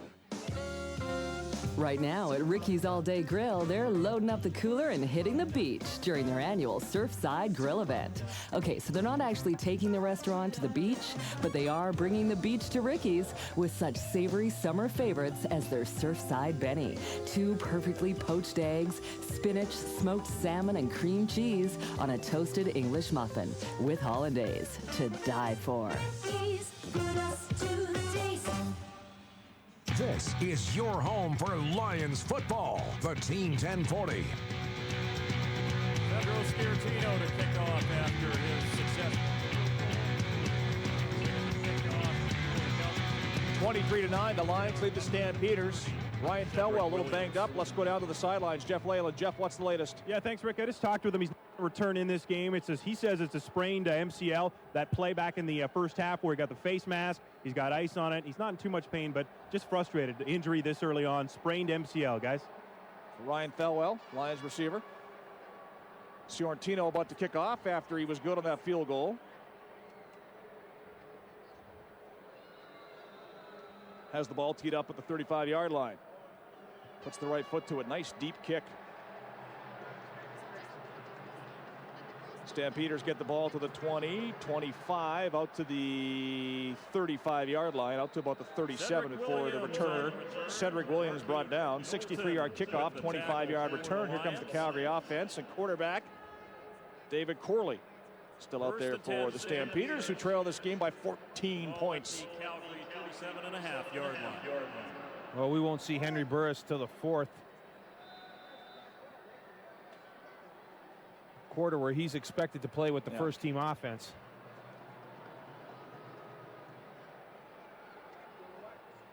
Tyler Emmert for the Lions expected to get some action in the 4th quarter as well.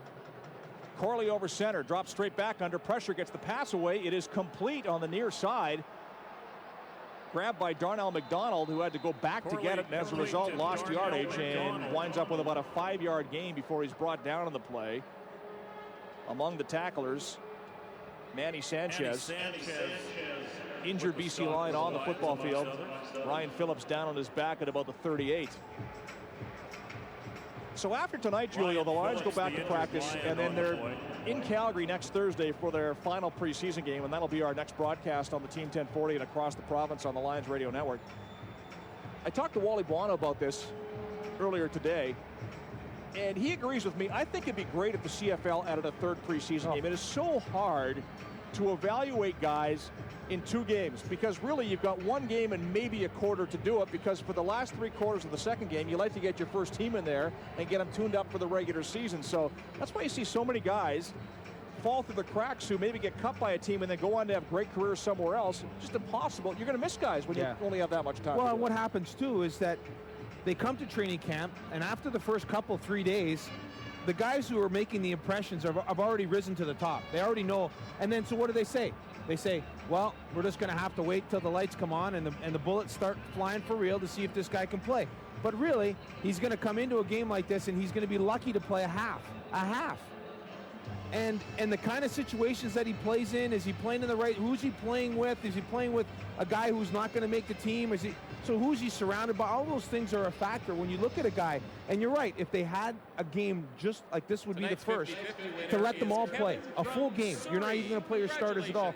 Then you're going to get a real feel for the guy playing. But when you got next week was your last preseason, you have to give your starters at least 3 quarters, in some cases a little bit more. Yeah. Because they're not getting enough time during this game. So you're saying, hey, listen, I may give them the whole game.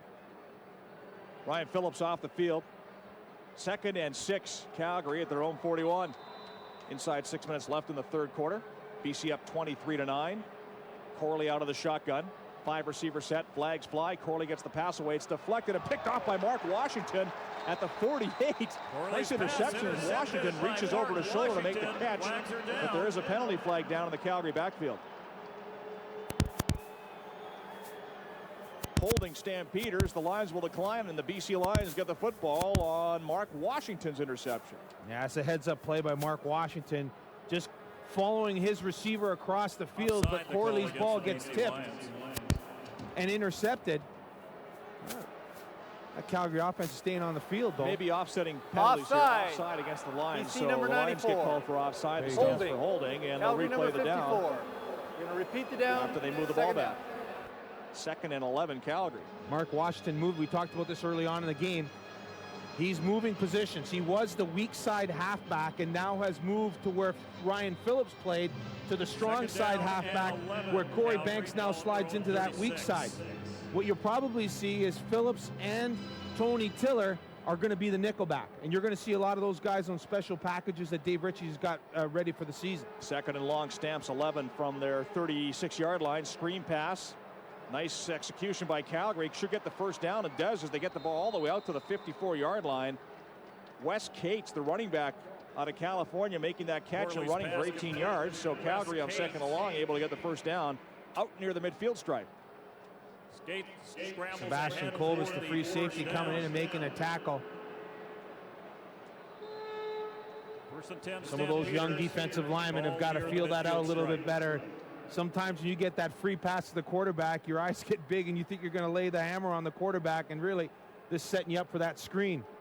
1st and 10, Stamps midfield. Corley over center, hands the ball off to Cates.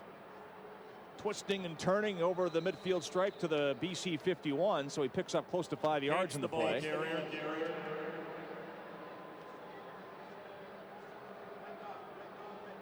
Joffrey Reynolds, who is Calgary's first-string running back, very good one at that, has been used in a very limited capacity tonight.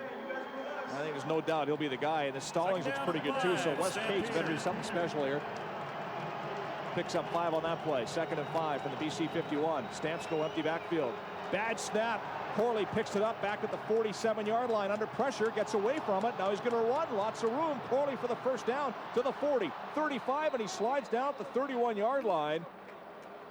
Nice play by David Corley for a 20-yard pickup after a bad snap. Forced him all the way back inside his own 47-yard line. Yeah, bad snap and missed tackles. There's a couple of opportunities for guys to make plays, but give Corley some credit. Sanchez had a chance to bring him down. Then Jamal Johnson misses a tackle in the middle of the field, and Corley able to slide up for a first down. Great athleticism. He can run. He can run. First down, Stamps, BC 37. 3 minutes left in the 3rd quarter. Lions lead 23-9. Corley over center. Wes Cates the lone back. 5 receivers set. Lions rush 4. Corley rolls to his right. Throws the ball downfield to the end zone, and it's a touchdown catch. Nice grab there by Anthony Bright for the TD as he goes up over the top of the defensive back and brings it in for a 32-yard touchdown reception. There's that size advantage that we talked about earlier on, 6'1" versus 5'9". This should have been a 3-step and throw, and Corley gets flushed out of the pocket, and this really throws this up. And Hendricks, who's out there, has got his back turned to the receiver, and it didn't really even turn. So there's got to be a little bit of a lack of communication with the other defensive back, because once that ball's up in the air, you got to hear a ball call, because those defenders are playing man-to-man coverage, and if they don't know the ball's coming, they're not going to look. So you got to make sure you get a ball call as soon as the ball's up in the air. Hendricks didn't even turn around. Convert was good. Penalty flags are down. Looks like it's against BC. So the Stamps get their first touchdown of the football game, and the Lions lead 23-16 with 2:40 left in the 3rd quarter. This is Burger King BC Lions football from Vancouver on the Lions Radio Network. 1040.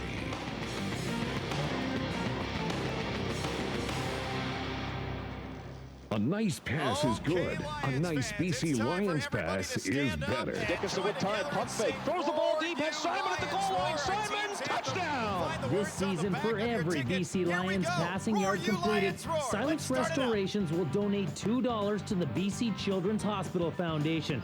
Come on down and show your support, because this year, every yard counts for the kids. Silex Restorations. Proud to support the BC Children's Hospital and your BC Lions.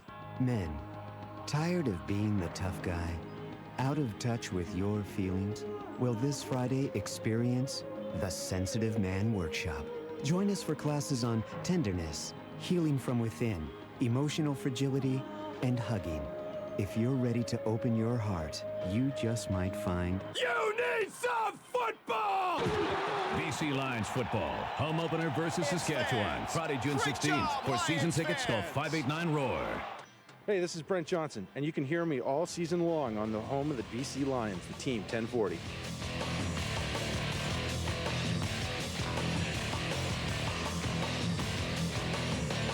Welcome back to Vancouver. The Stampeders just got a touchdown. Cut the BC lead to 23-16. I want to remind you can email us if you have a question for Julio or myself, live at team1040.ca. Email from Jerry. Julio, why would the Lions want to use G. Simon as a kick holder rather than backup quarterback who could throw on a fumbled snap? Well, they are using Buck Pierce. They are, but it's all about hands. And a guy who can catch it, catch that snap and turn the ball when the laces are towards the kicker. All those kinds of things come into play. And if you've ever seen G. Simon at a practice, he's a hell of an athlete, and he can throw. But again, I think the most important qualification for being a holder is those hands. You've got to be able to move the ball slightly and be able to get it on the tee the right way. Certain guys have it, certain guys don't. One of the best holders ever play, Darren Flutie. Wiley King returning the ball from his own 2. Gets out over the 20 to the 23-yard line, and the Lions will have the football there. Injured Stampeder on the field. That's Wes Cates. 73-yard kickoff on a 21-yard return. The other thing is I think Buck Pierce may wind up being the holder, but you got to have a backup guy too when you want them both to work. Absolutely. I mean, that is a lot of people don't realize that, but that's a huge position to play. It's one of those guys that doesn't get noticed until something screws up. But you can see Paul McCallum, who's the new kicker here, comes over as a free agent from Saskatchewan. I mean, he comes here, he's got to try to find a guy he's comfortable with. Also on the email, this is from Robert and Nikki. Hey guys, I'm here in Orlando, Florida, listening to the game on your radio network online. Was wondering how many plays has Jason Jimenez played so far? Was he playing during the 2 touchdown drives? I'm his father-in-law. I'm sitting here with his wife. Thanks for talking about him earlier. Nice to hear about him way down here. So thanks for listening, Robert Smith and Nikki Jimenez in Orlando, Florida. He's played a fair bit. I don't recall if he was on the touchdown drives. He was. I believe he was on the one run that Joe Smith got in the touchdown, because we were talking about, how good he's looked, and with that, 6'7", 320 pounds, and we're not talking about a guy who's fat. We're talking about a guy who's athletic and is able to get those hands out there. And for a tackle, that body type is absolutely perfect. He's looked fantastic during training camp, and he's looked good here during this preseason game. He's one of those guys that's going to be in the mix. Yeah, he will be for sure. In fact, kind of off the record, Lions coaches were saying early in camp, he better find a place to live, because there's a pretty good chance he's going to stick around. Well, if his wife is listening in Orlando, she better get ready to catch a flight. He's out there now on the right tackle position for the Lions. 1st and 10 BC from their own 23. Jackson out of the shotgun.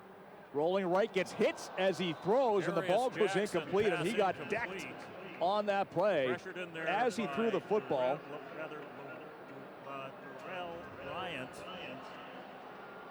Ladrell Bryant laying a licking on Jarius Jackson, who pops up, but man, did he get wrecked. It's okay, though. Incomplete pass. 2nd and 10 BC from their own 23. That was his first incompletion, by the way. Jackson's 5 for 6 for 81 yards and a touchdown. Drive. 2nd and 10. Jackson out of the shotgun. Straight back.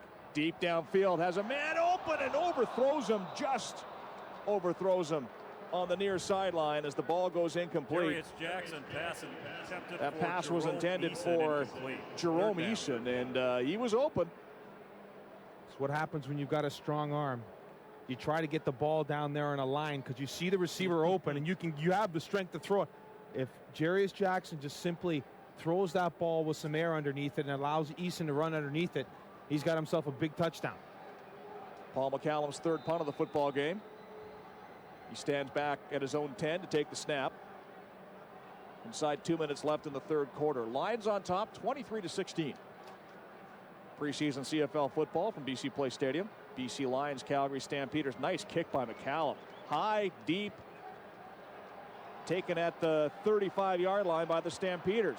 They get a nice return out of this. Rashawn Marshall.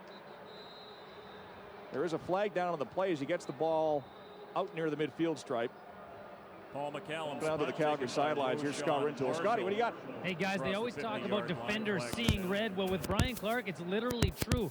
He's wearing orange/red contacts tonight. It not only does it look psycho for the offensive linemen who have to block this guy, he says that it blocks out a lot of the glare. The trainers asked him to use them. He's been using them all of training camp. He doesn't have to wear eye black anymore. He says they work really well. It really brightens everything up and cuts down on the glare. So Brian Clark really seeing red for the Calgary Stampeders defense. Hey, Scotty, I was going to say, is Clark got him for the game, or does he got him to see around Scott Coe's head? And that's red, too. Yeah, he's only got a little bit of the dye in. I'm wondering what type of hairdo Scott Coe's going to come out with. He's always got something on tap. He likes to get it a little wild. Yeah, I think those contacts nullify the glare off Coe's hair. What the hell is that? I don't know. Stamps hand out the ball. The penalty was on Calgary, by the way. 1st and 10 Stampeders from their own 39-yard line. They run the ball off the left side, get out to the 45, a 6-yard pickup. I mean, that hair color, is that even... That better be him doing it himself, because if it isn't, he better fire whoever's doing it. I don't think that color has ever been seen before in the known universe. Maybe on one of the moons of Jupiter somewhere. I've never seen it before. 6-yard pickup, Calgary. 2nd and 4 from their 45.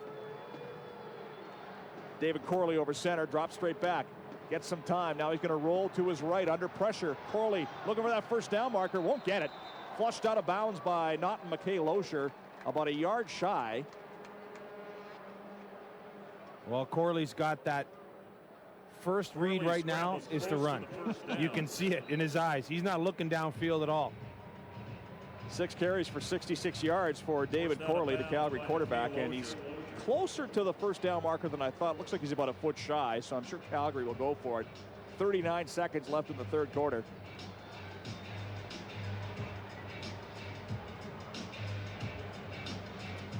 BC Lions have had touchdowns from Josh Bowden on a 7-yard reception off Dave Dickinson. Joe Smith on a 1-yard run. Calgary's only touchdown, Anthony Bright, 32-yard catch from Corley. 23-16 Lions lead. 3rd and short, Calgary at their own 49.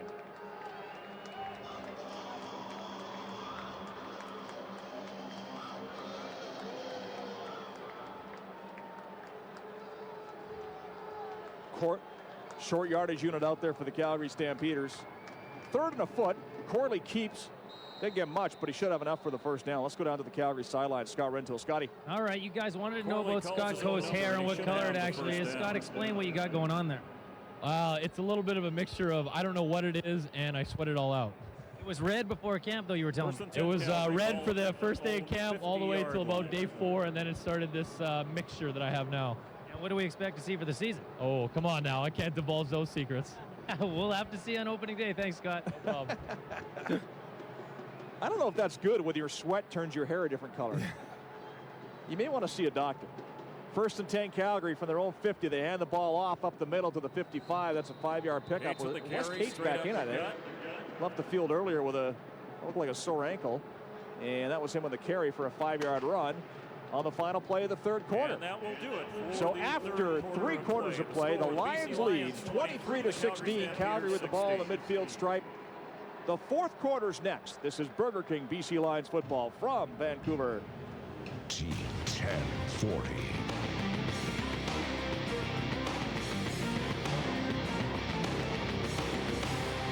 Get your kicks all season long with OK Tire, Bridgestone, and the BC Lions. OK Tire's Kick to Win contest, presented by Bridgestone, is back.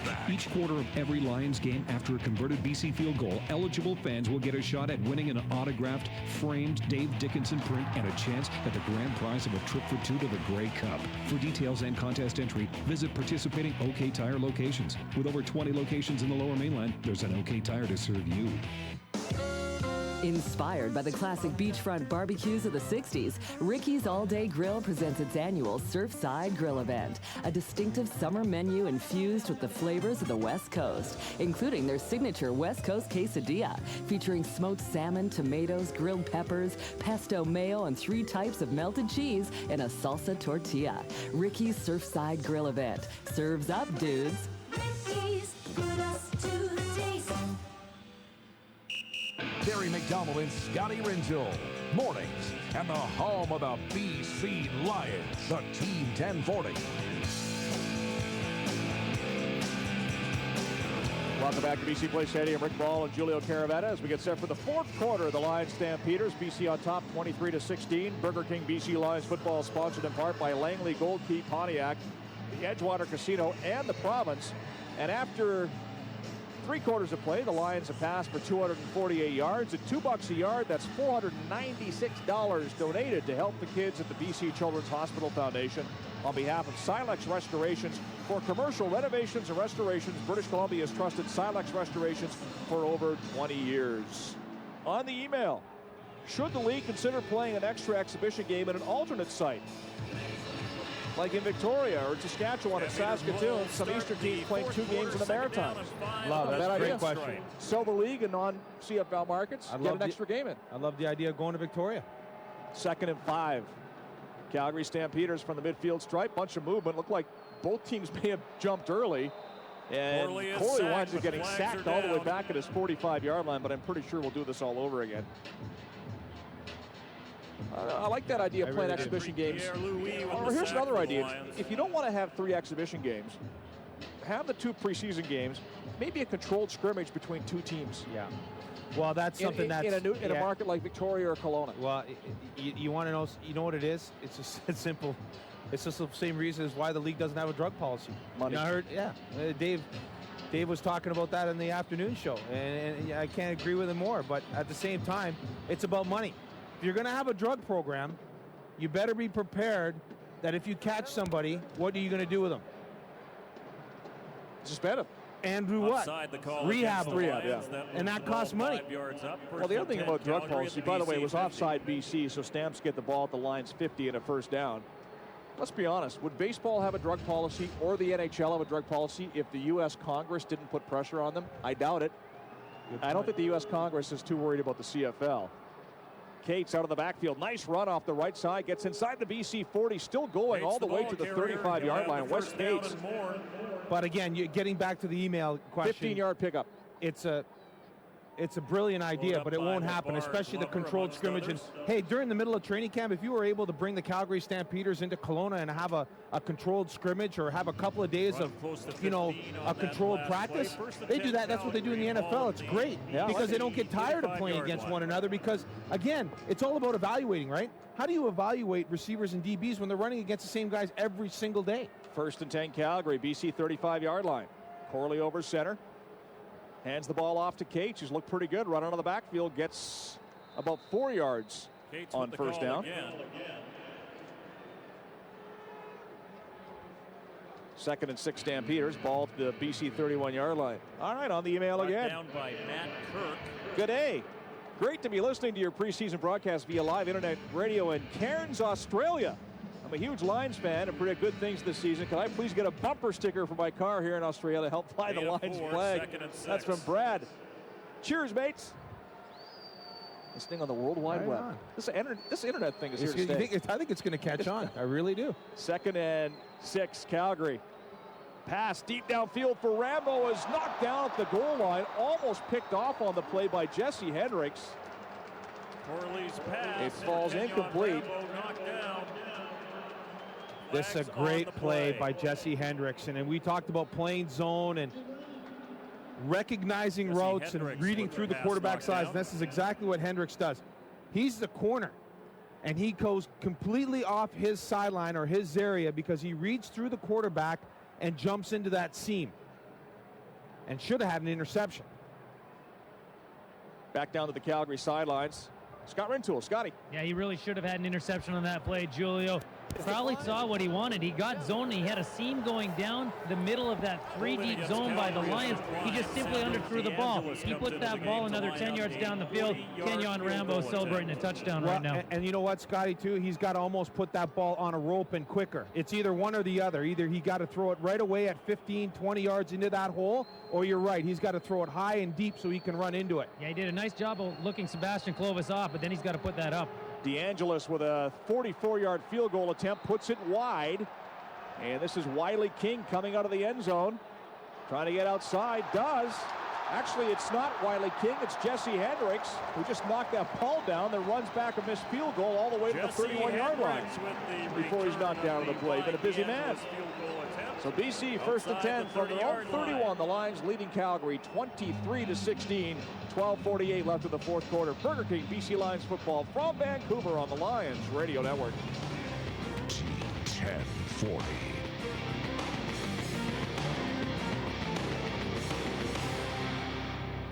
Tents, cooler, sleeping bags, bicycles, first aid kit, fishing rods, canoe, paddles, life jackets, dog.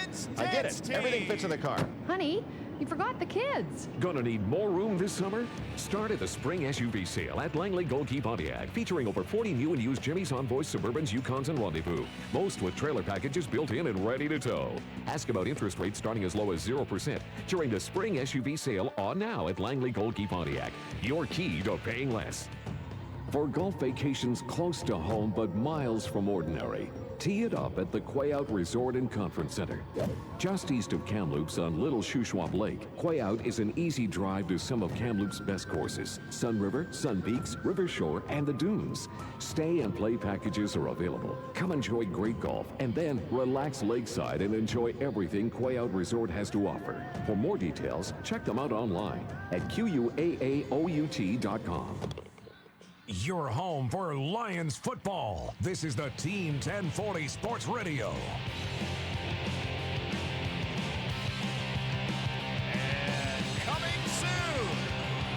23-16 Lions lead the Calgary Stampeders. BC football first and 10 at their own 30. On the email, place kicker Sandro Ciortino is obviously has the talent and the leg to kick in the pros, and even though he's had some bad luck with cancer, how good a shot does he have to make the team, Julio? First and 10 Lions. Well, I think that his chances of making this team are probably slim, and that's, you know, the truth. And the fact that Paul McCallum was signed as a big free agent signing to do all the kicking.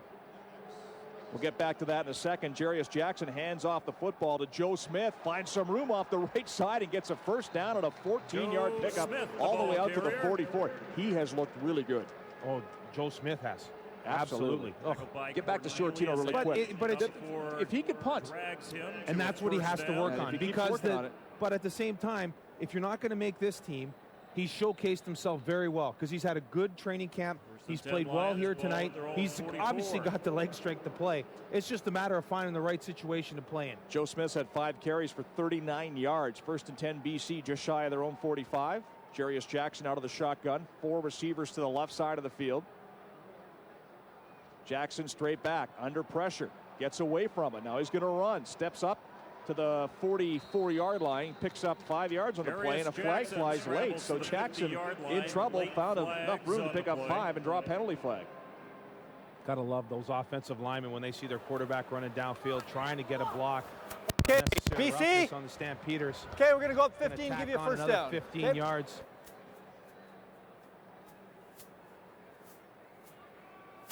I think one of the things that Jarius Jackson has to maybe work on a little bit is that Calgary once number 96, things start to break down penalty, in that pocket and he's deciding, hey, listen, I got to step up.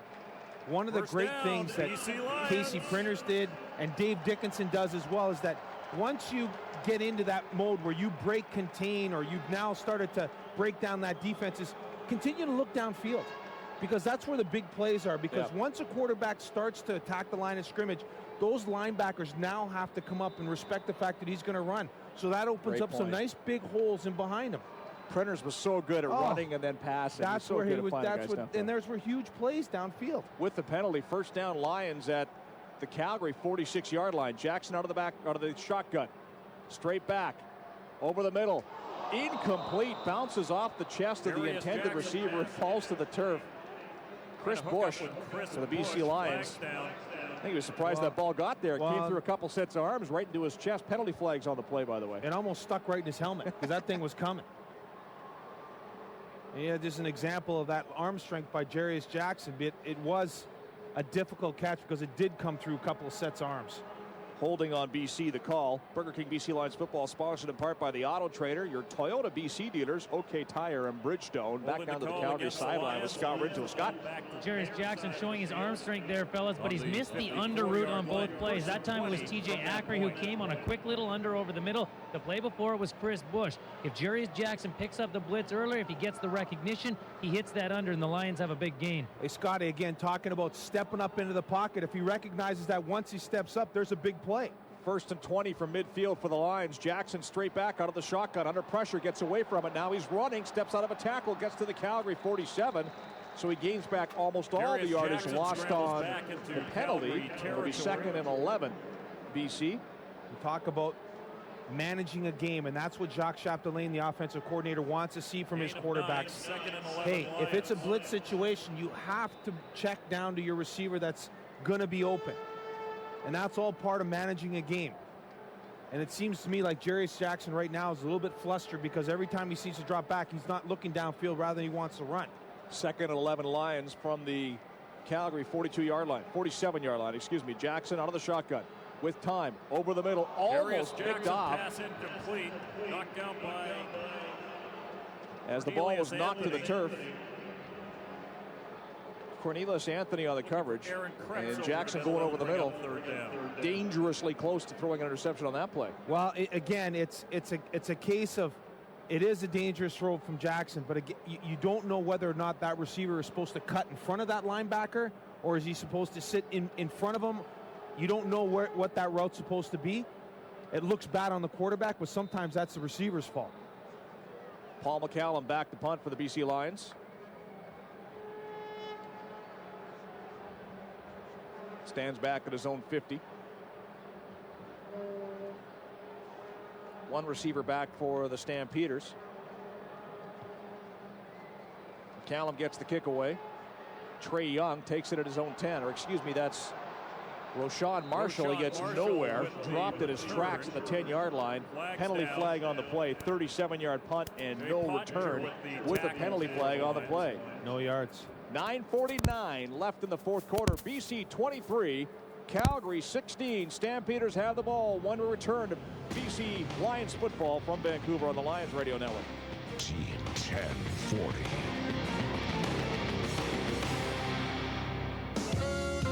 Inspired by the classic beachfront barbecues of the 60s, Ricky's All Day Grill presents its annual Surfside Grill event, a distinctive summer menu infused with the flavors of the West Coast, including their Pasta Pacifico, featuring al dente linguine with a savory seafood selection of smoked salmon, cod, and succulent shrimp in a creamy lemon Alfredo sauce. Ricky's Surfside Grill event serves up, dudes. Hey, it's Rick Ball here. You know, for a long time I've been telling you how well our pet cat Sadie's been doing since we switched her to Purina One premium brand pet food. Did you know Purina One is now using yogurt and other protein sources in all of its formulas? It helps contribute to healthy digestion and total body health. Hey, bottom line is your pet depends on you to provide it with a healthy lifestyle. Take the first step. Call 1-800-580-MEOW, 1-800-580-MEOW to start the Purina One 30-day challenge, or go to the website purina.ca. Brookwood, late nights, and the home of the BC Lions, the Team 1040.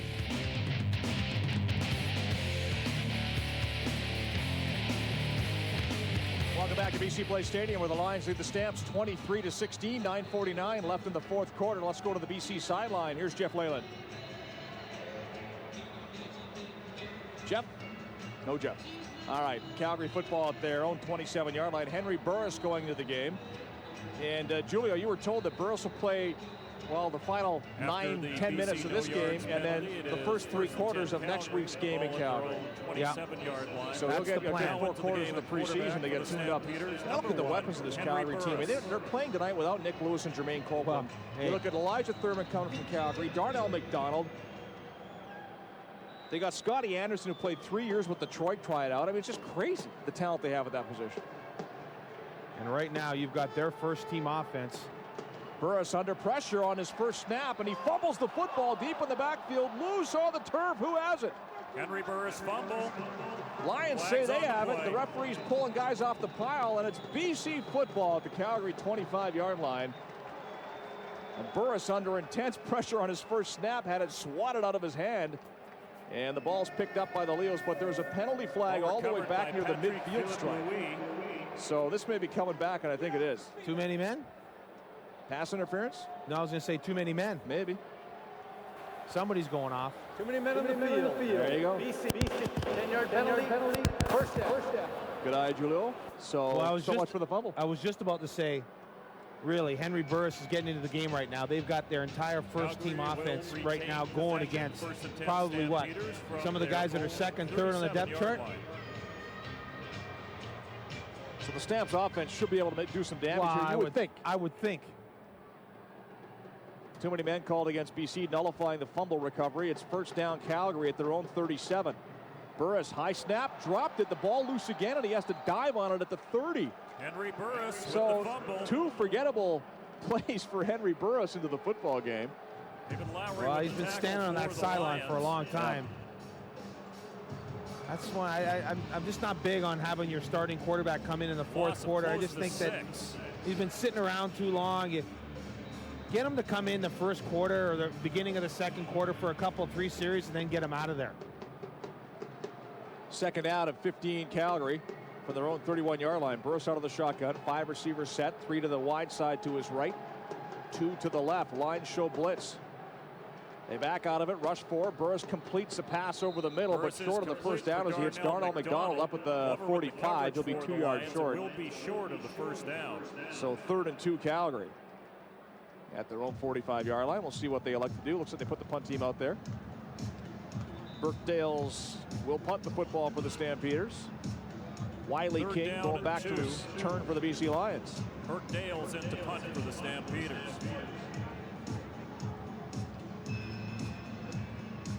You know, as I mentioned earlier, I talked to Jim Barker, the general manager of the Calgary Stampeders, before the game. He does all his own scouting. He does it. Wow. He travels. He said he was home like 20 days the last 4 months because he does everything. He says, because you know, if you got a scout, you go out, you got to take his opinion for it, and you don't know what you're going to see. You want to see it firsthand. Wiley King on the return doesn't get much as he got the ball at his own 30 and got out to the 34 before he's knocked to the turf. So a 4-yard return after a 34-yard punt, and BC's offense back on the football field just inside 8 minutes to go in the fourth quarter. Could you imagine? Fans, tonight's attendance is brought doing that kind of stuff. That's a big responsibility. Being GM and director of player personnel and scouting. Wow. You're not really taking anybody. That is it. You got enough on your plate with the one job.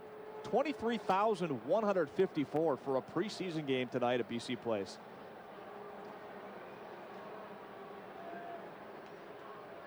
Jarius Jackson hands the ball off out of the shotgun to Joe Smith. Picks up a yard, maybe, on first down. Got to the 35. Short pickup. Larry Williams, in a running back now for the BC Lions. Out of Texas A&M Kingsville.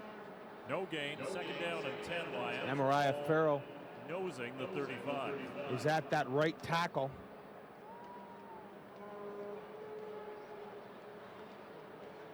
Is it Murphy who's on the other side? Rob Murphy at left tackle. Second and long BC from their own 35-yard line. Jackson out of the shotgun. Straight back with time. Now he's pressured, forced out of the pocket, and he won't get away this time as he's dropped at the 25. Brought down on the play by number 99, Ladrell Bryant out of Indiana State. Back at the who came late, got through. Third sack for the Stamps. Nearly 10. And here comes Paul McCown to punt the football. So difficult with it when you're the quarterback in there and they're mixing and matching offensive linemen and running backs, and took home a total of you rely on those guys up front so much, and when you've got guys just getting kind of put into situations they're not normally used to playing, it's tough for a guy to stand back there. Cedric Williams and Roshawn Marshall back to return for the Stampeders. Nice kick by McCallum. This will be Williams from his own 44-yard line, gets over the 45 to about the 47, and that's it before he's brought down to the play by Williams with the return. Abby Glatt. Tackle for Abby Glatt. You know who else is in there? Jay Pottinger. Pottinger's made 3 or 4. He sure has. And, he's gonna, he's got to stick around, Julia, because not just because he deserves to, but Crum retires. Lions fans, when they get rid of Chris Hoople. Lockbaum's gone. Post-game analysis. A lot of those special teams guys aren't here anymore. That's absolutely right. Lions Talk post-game show. 23-16. BC Lions lead the Calgary Stampeders. 6.5 minutes left in the fourth quarter. Calgary football when we return. Burger King BC Lions football from Vancouver on the Lions Radio Network. 1040. When you wanna eat the best, try McDonald's Big West. Real good Canadian beef, of course, smothered in bullseye barbecue sauce. Served on a special Western bun with lettuce and tomatoes. So mosey on over to McDonald's and ask for the new Big West burger made of 100% Canadian beef. But hurry, limited time only, cowboy. Ride your horse under the stars, stop and eat at McDonald's. Our drive-thru's now open later. Let me see now. I think I'm gonna lasso me a gator. Participate in McDonald's in Canada. In case you need another reason to love living in BC, the Whistler Golf Club has one more, the BC Residence Program. Today through June 29th, BC residents can play the Arnold Palmer designed Whistler Golf Club for just $89 per person. Or bring a foursome and it's just $79 per player. Golf where juniors play for free and bookings are accepted 7 days in advance. The Whistler Golf Club, Palmer's design, Whistler's attitude. Visit whistlergolf.com. Barry McDonald and Scotty Rintoul. Mornings and the home of the BC Lions. The Team 1040.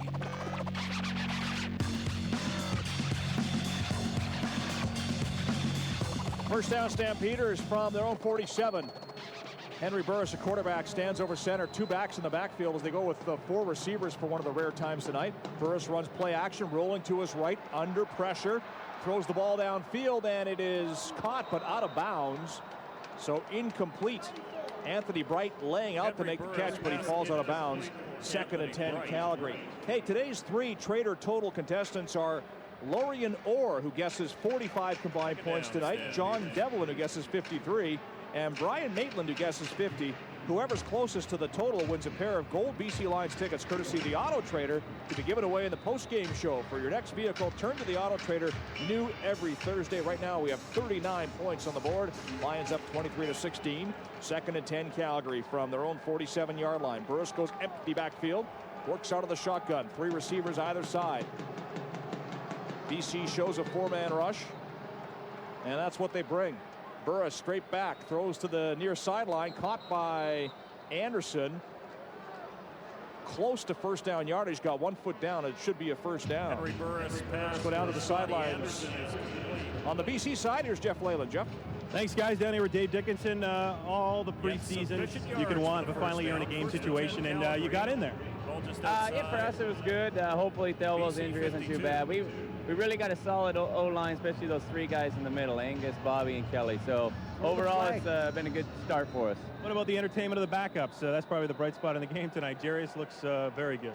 Jarius is just carrying over from camp what he's been doing. Buck playing with R2s against R1s is a tough assignment, but he competed hard, and we still want to win. That's the important thing, is we're really trying to get a win. Quickly about the line, they look bigger, they look better.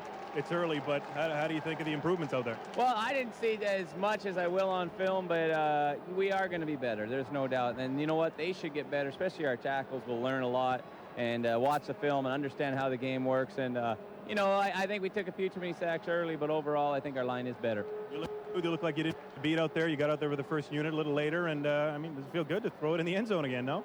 Yeah, the cool thing is I got Josh Bowden, who caught that touchdown. He's only 19 years old and has been working so hard to know his assignments, and when he fell to step up, is challenging that the ruling on the field. Because I remember my first touchdown pass. I'm sure he'll treasure that. No doubt. Hopefully he can make the practice roster, the team, maybe learn a little from you. Dave Dickinson, thanks very much. Back to Rick. Thank you, Jeff. And the Lions are, Wally Bono for the second time of the game has thrown out the review flag. Just that catch, the question is, was Scotty Anderson in bounds? Did he get a foot down? And you think he didn't, Julian? No, it's definitely just is going to be overturned. From the highlights or from the replay that I have, You can clearly see that Anderson's 1 foot that he gets down is half on the sideline and half in play.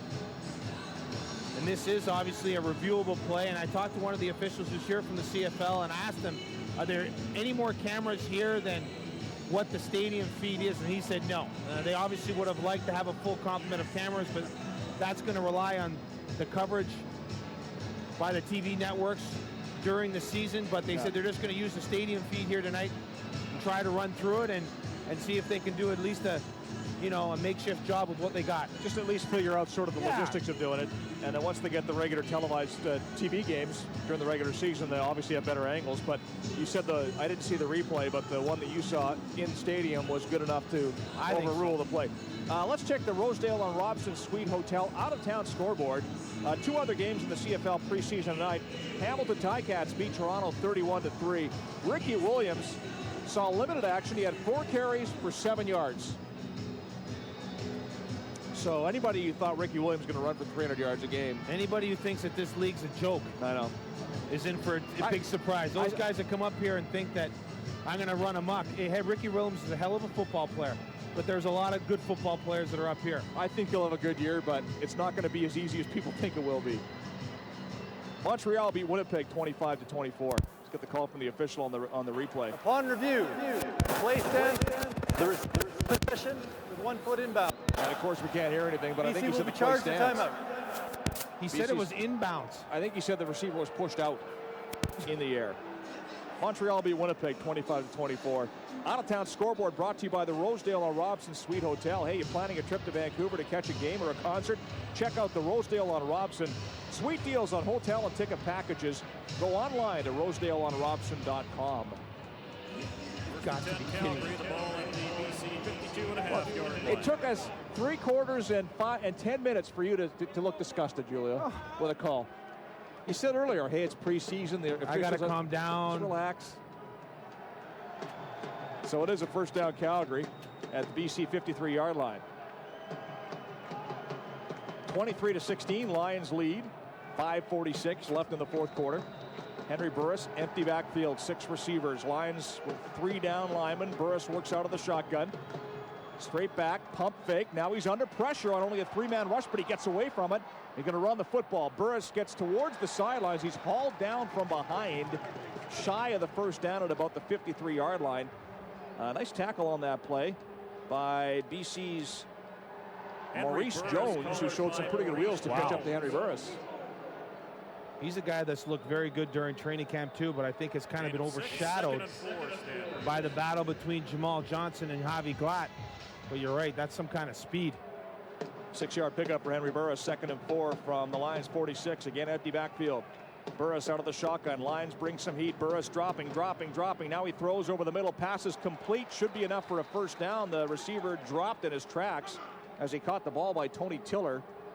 But Elijah Thurman should have enough. They may have to bring the chains out. And they will.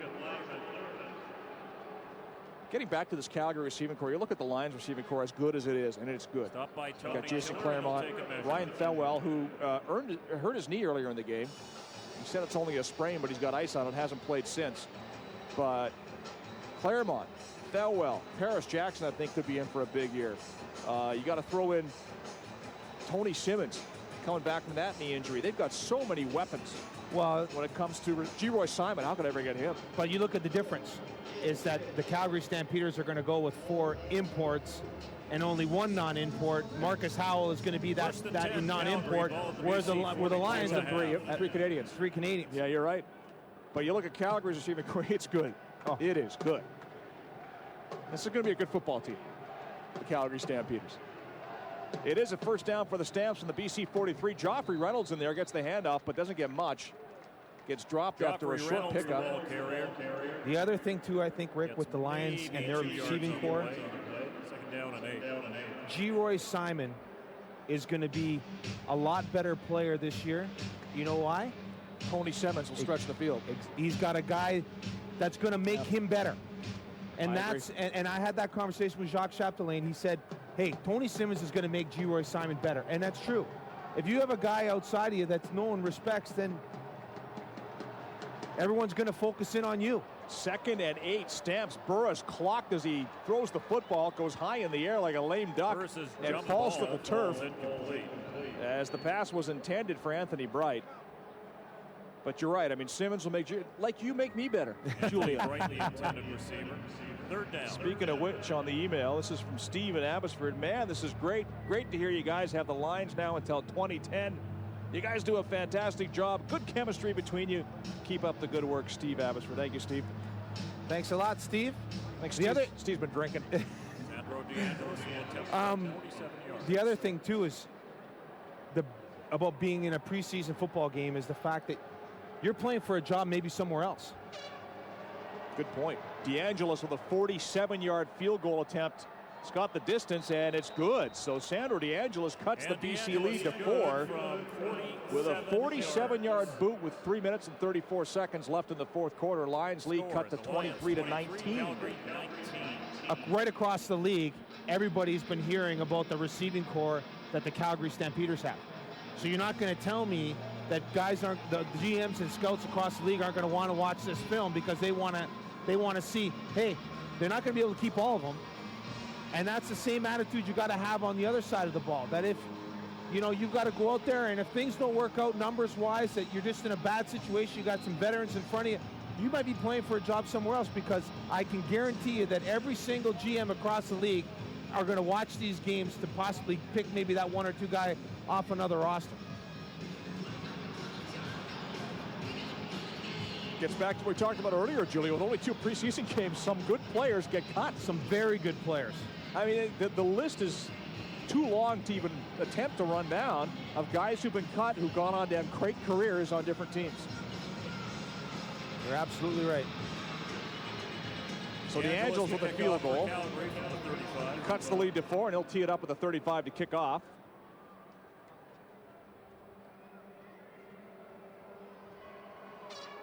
DeAngelis puts the ball high in the air. This will be Wiley King from his own 12-yard line. To the 20, 25, to the 30. Gets spun around, then clocked and dropped at the 33. As he's brought down on the play by Khalid Abdullah. He's one of those guys that's in a battle for that weak side linebacker spot that is normally filled by George White, who's had an Achilles tear last year and is going to miss probably 4, 5, 6 weeks of the season before he's ready to play. So they're trying to audition a few guys, and Abdullah is one of those guys to maybe fill his role for 4 or 5 weeks. Tyler Emmert now at a quarterback for the BC Lions. 1st and 10 from his own 34-yard line. 2 backs in the backfield, 3 receivers to his right. Emmert, play action pass, straight back. Lots of time, swings the ball out. Pass is complete to the near side to Boingue, but he doesn't get any yards. He's dropped at the 35. Okay, I've been waiting for this, Rick. Let's talk a little bit about Tyler Emmert. 6'2", 205 pounds from Carroll College. 4 NAIA titles, 3 of which he was the MVP. He threw for almost 14,000 yards in 4 years. 21 consecutive wins. He is 74-3, 74-3 as a starting quarterback through high school and in college. He's an academic All-American, and he majored in civil engineering and business and a minor in math. You got to be kidding me. 4 straight NAIA championships. He was the MVP in 3 of those championship games. What happened in the 4th one? Separated his shoulder in the semifinal. That's why he couldn't play. No excuse. 3 minutes left in the 4th quarter. 23-19. The Lions lead the Stampeders. Burger King BC Lions football return to Vancouver in a moment. 10:40.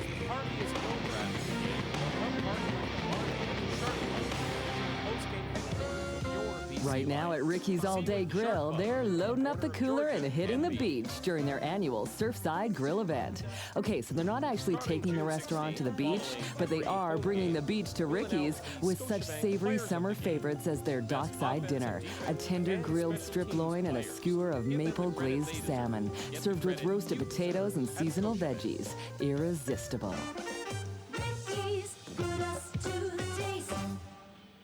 Get your kicks all season long with OK Tire, Bridgestone, and the BC Lions.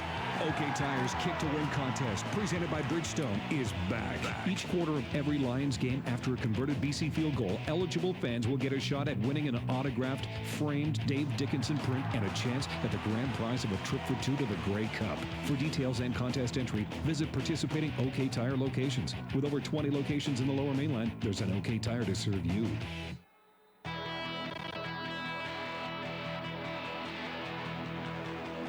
Your home for the BC Lions, the Team 1040. Welcome back to BC Place Stadium. Tyler Emmert with a nice pass over the middle completes to Chris Bush inside the Calgary end of the field, all the way down to the Stamps 52-yard line. A 23-yard pickup in the first down for the BC Lions. You know, when you talked about Jeff Garcia and at the beginning of his career not looking good in practice, and then when he got into a game he was fantastic. Well, Tyler Emmert probably has not been like outstanding during training camp, but he's one of these guys who've been waiting to see what he can do in a game. Nice pass there. 1st and 10 from the Calgary 52. They run a screen, and Emmert's pass is a little too high for the intended receiver, Larry Williams. And then a flag flies late on the play. Dean Valley throws his arms in the air. And Valley, I think, might be called for a rough play, and he is. The thing about Valley is he's got that good-looking body. He's got a body. Thick back, good girth. Good girth. 6'5" measured. Is what you want. Is what you want. But rough play is not what you want. No. You can't blame a guy like that. He's just trying to go downfield and be aggressive. Major foul. BC 54. A couple of young offensive linemen there. Dean Valley, the draft pick out of SFU. Lawrence, another BC junior football player in there. A guy, we talked about him earlier, Julio. A guy the Lions think has oodles of potential. He's going to benefit tremendously by being on the practice roster and being around these guys all year long. He's a horse, and right now he's lined up at left guard. So with the penalty, it's 2nd and 25 Lions. Penalty came after the play, way back at their own 42. Tyler Emmert out of the shotgun. Dropping straight back, goes over the middle. Nice pass, but it's dropped on the play off the fingertips of TJ Acri. Emmert's pass. And on comes the punt team for the BC Lions. That's a case of TJ Acri running before he catches it. This ball's right there. He took a peek upfield as he was crossing the field. And right through his hands. Go down to the Calgary sideline with Scott Ridgel. Scotty. Julie, you mentioned the fact that Tyler Emmert just might be a gamer. Well, on that pass that was dropped by TJ Acri and the one that he threw complete down the seam, there was heat coming on him from the outside. But unlike Jarius Jackson and Buck Pierce in this game, Tyler Emmert did not get happy feet. He stood in the pocket, followed his read to completion. You're absolutely right, Scotty. That's huge, right? We're talking about running your offense, and that's what Tyler's doing. Cal on the punt, puts the ball in the air. Bounces at the 30. Down to the 25-yard line, being run back by Cedric Williams, trying to get outside of the right side, won't do it. Tracked down and dropped on the far sideline by Jamal Johnson. You just do not put up the kind of numbers that Tyler Emmert did in college and not have, you know, what it takes. It might take a little longer. You're right. You know what I noticed, Julio, in the controlled scrimmage they had last Sunday in Abbotsford is that Emmert looked much better there than he did in practice. So you're right. He might be one of those guys that you put him in a game situation or a game-like situation. He's a gamer. And he looks so much better than he does. That's right. Playing against skeleton defense. And it's just like what Scott mentioned. It's about understanding where you're supposed to go with the ball and not getting nervous. And this guy's been in plenty of situations where he's obviously had a lot of pressure on him and has succeeded. One of the officials took a bump on the far sidelines. So now the officials are gathered together, trying to figure out how they're going to work the field, minus a guy who's talking to Bill Rochelle, the BC Lions trainer. It's a special year for Bill That's Rochelle. right. It's his 30th year with the BC Lions. Only 2 other members of the BC Lions organization have been there longer, Bob Ackles and Louis Pasaglia. And Bill Rochelle is a good friend of mine, good friend of many guys who played in this league. One of the very, very best at what he does. When you're an athlete, you want to be friends with a trainer. Equipment manager and trainer are the 2 guys you got to know the best. One takes care of you, one takes care of your shoes. That's right. That's right. And Billy is one of the best. And when you go talk, he understands the locker room better than anybody. The dynamics, you think being around a team for 30 years, he's seen it all. And he has the personalities wired. 1st and 10, Stamps at their own 32-yard line. Burris swings the ball to the outside. It's caught for a short pickup there. Elijah Thurman snagging that one. Brought down without picking up much more than where the ball was thrown, about 4 yards. It'll be 2nd and 6 Stampeders. 2:10 left in the fourth quarter. Lions on top, 23-19. Our home opener is June 16th. 23,100 and change at BC Place Stadium for this game. Let's bring it for our defense. Let's crank it up. Ball to 36. Burris out of the shotgun. 5 receiver set. Clock moving. Burris takes the snap. Straight back. Steps up. Passes incomplete right through the hands of Elijah Thurman. Coming across the middle. Ball falls harmlessly to the turf, and on comes the punt team. That ball was moving.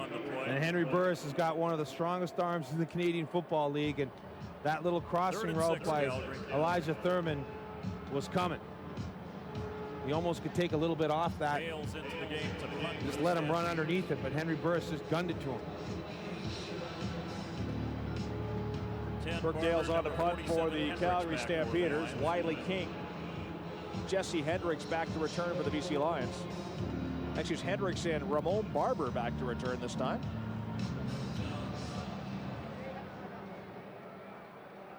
Be sure to stick around for the post-game show right after tonight's broadcast. We come to you live from the Edgewater Casino across from BC Place Stadium in the Plaza of Nations. Jesse Hendricks gets the ball at his own 30 and doesn't get anything more. In fact, he went backwards and gets tackled back at the 25. So on comes the BC offense, a 45-yard punt by Burke Dales and a negative 4-yard return.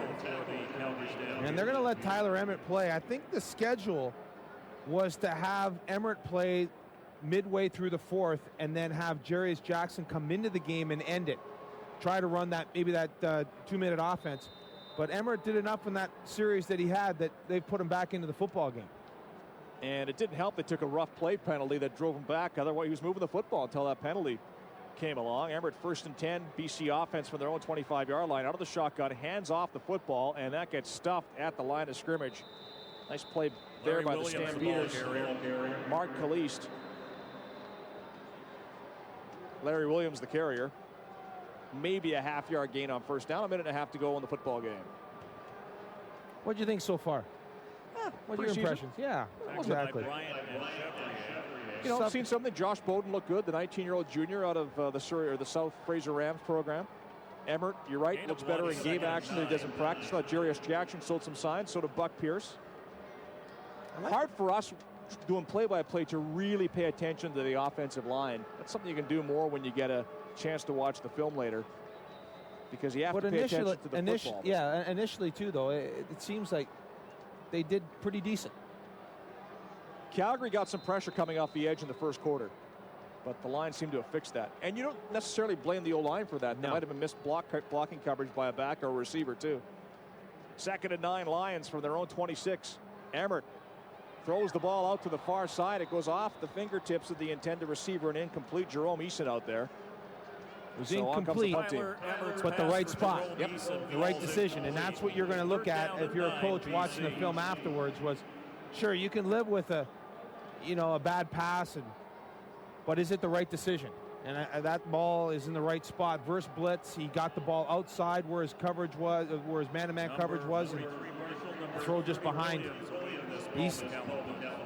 This game ain't over yet. It's only a 4-point Lions lead, 1:27 left, and now Paul McCallum punting from deep in his own end. And Calgary's got their first string quarterback out there. McCallum stands back at his own 12 to take this snap. Decent kick. Ball caught at the Calgary 46-yard line and nowhere to go. Great coverage downfield. Sean Marshall dropped in his tracks. Sebastian Clovis making the tackle on the play. First down, Stampeders at their own 42-yard line with 1:18 left in the fourth quarter. BC on top, 23-19. 1:18 remaining. It's 1st and 10. Surprised me a little bit about Henry Burris. 42-yard line. I just thought he would have been running amok out there. First team offense. First 2 plays, he fumbles and then gets a bad snap. You're right, they haven't done much. First down for their own 42. Burris out of the shotgun, goes empty backfield. Lions put 6 men on the line of scrimmage.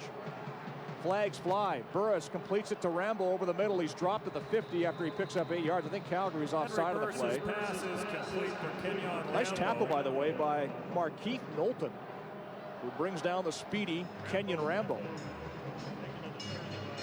And this is going back. Offside Calgary is the call. That kind of speed in Calgary's receiving core. Could you imagine Nick Lewis and Jermaine Copeland coming across that field? There's a lot of options. I'm just going to wait to see how that receiving core does when one guy's catching 10, 11 passes and one guy's only catching one, and how happy he's going to be. You know, you talk about the chemistry and building that locker room. Sometimes you can have all the talent in the world, but if they're not getting along. First and 15 Stampeders from their own 37. Burris out of the shotgun. 6 receivers. Burris runs a quarterback draw. Lots of room up over the 50, and he slides down at the 51. So he picks up 14 yards on that QB draw.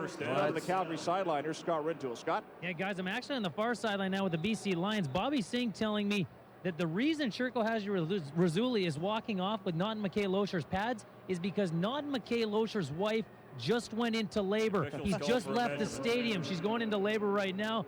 They're expecting a child, so he's gone. Right on. They don't have a delivery room here at BC Place?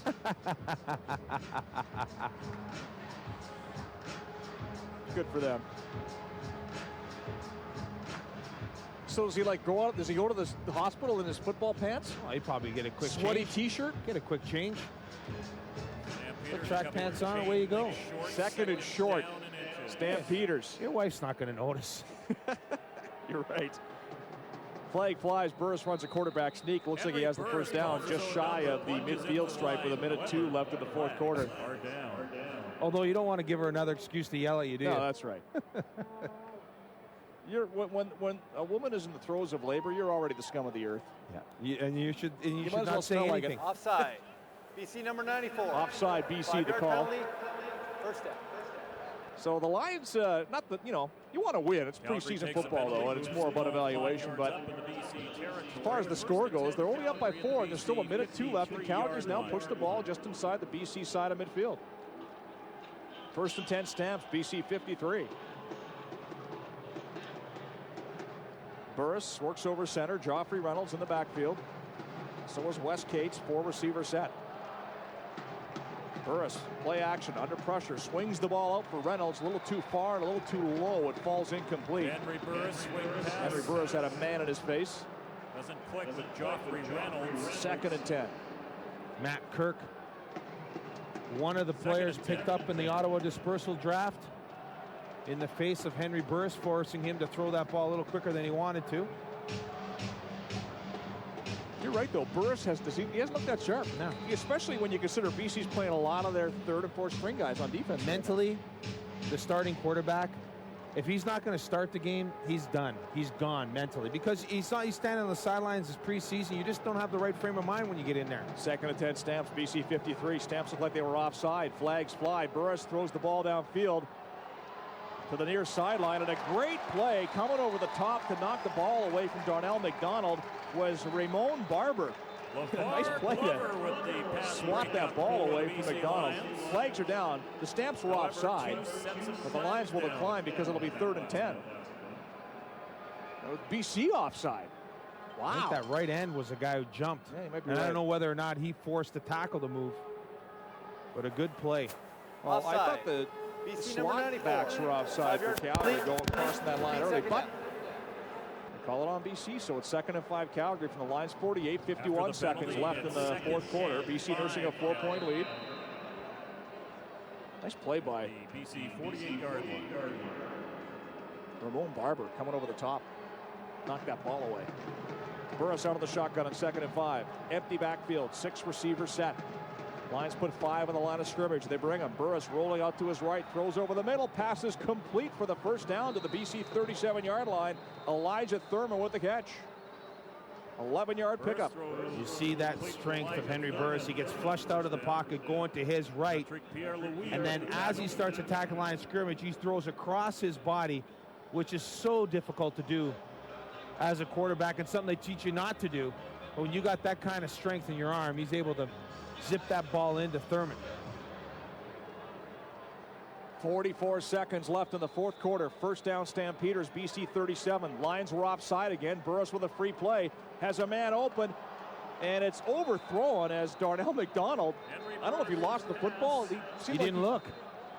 I don't know if he didn't. It wasn't a case of him. He didn't even make a play on it. It looked like it was catchable. Well, what it was I believe Darnell McDonald saw that there was an offside, because that offside came right in front of him. The defensive back came off the edge, so he kind of looked like he was just running half speed. But he could have caught that football, Julio. Easily. He just sort of stopped running. It was right there. Almost like he looked like he lost it in the lights or something. He stopped running. That's what he did. That's the kind of thing that would drive a coach nuts, because that's a huge play. So the Stampeders, though, keep the ball 1st and 5 from the BC 31 with 36 seconds left in the fourth quarter. Again, Burris out of the shotgun. Empty backfield. Burris rolling to his right, goes to the end zone, has two receivers there in tight coverage. Is it caught? I think it might be picked off. No, it's incomplete. Ball intended for Anthony Bright. Did you see that throw? He rolls out to his right and throws this ball on a rope 50 yards, 10 yards deep into the end zone. Nice coverage deep downfield by Lionel Green. So it's 2nd and 5 now, Stampeders from the Lions 31 with 27 seconds left in the fourth quarter. BC on top by 4 points. 6 receivers, Burris out of the shotgun. Officials blow the whistle before the play.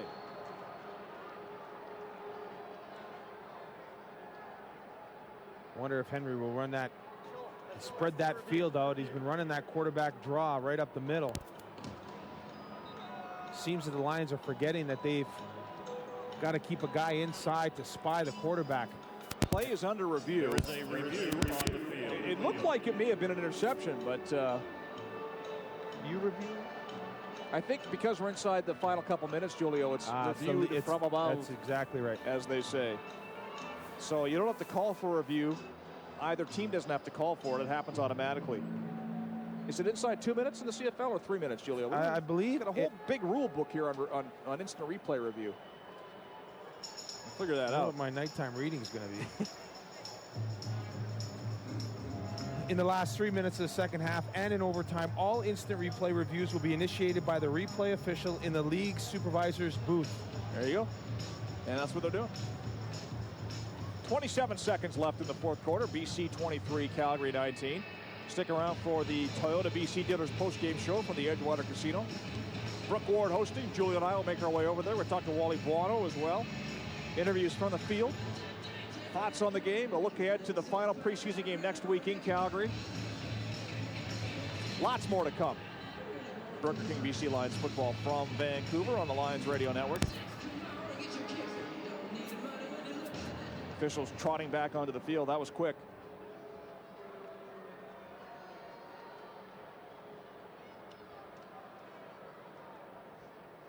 Now they huddle up at the 32-yard line. One thing about review, Julio, when you're in the stadium, it's great when you're at home watching on TV. Run out to the fridge. Or you can analyze and second guess in the stadium. Upon review, the play stands as called. Incomplete pass. Second down. There you go. So we've had 2 reviews tonight. 2nd and 5, Calgary, ball BC 31. Both of them. I think I might. Resulting I was an 0 for the one on the sideline, but I want to see that one again. 2nd and 5, Calgary at their own 31. Or at the BC 31, excuse me. Passes complete for a first down at the 23-yard line. Darnell McDonald with the catch. 8-yard pickup. 22 seconds left in the fourth quarter. BC on top by 4, but Calgary down to the 22. At the BC 23-yard line.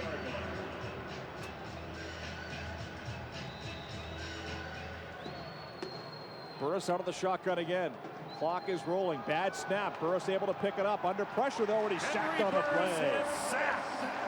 Brought down by Aaron Hunt out of Texas Tech.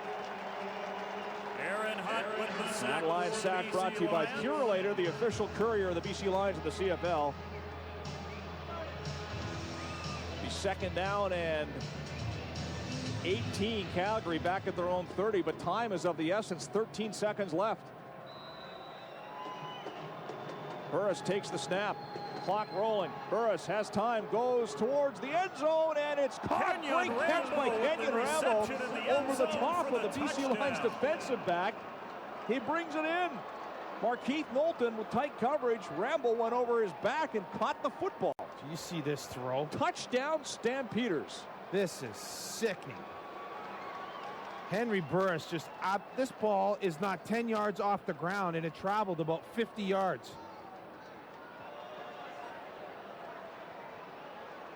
Right at the back of the head of the defender. And one-handed catch by Rambo over Knowlton. Wow. Wow. He's right. With 4 seconds left, the Stamps look like they're going to win this football game. The convert will make it 26-23. DeAngelis puts the ball through the uprights. And the Stampeders take a 26-23 lead with 4 seconds left in the fourth quarter. That's some kind of throw. That was a great catch. It was. It was a great catch, but in that situation, man-to-man coverage, Burris just throws it right at the back of the head of the defender. He didn't even know it was coming. And it got there so quick, it's not like he could have turned around and made a play on it. So for Calgary with 4 seconds left, the only thing left is the kickoff. Anything but a squib kick will shock me.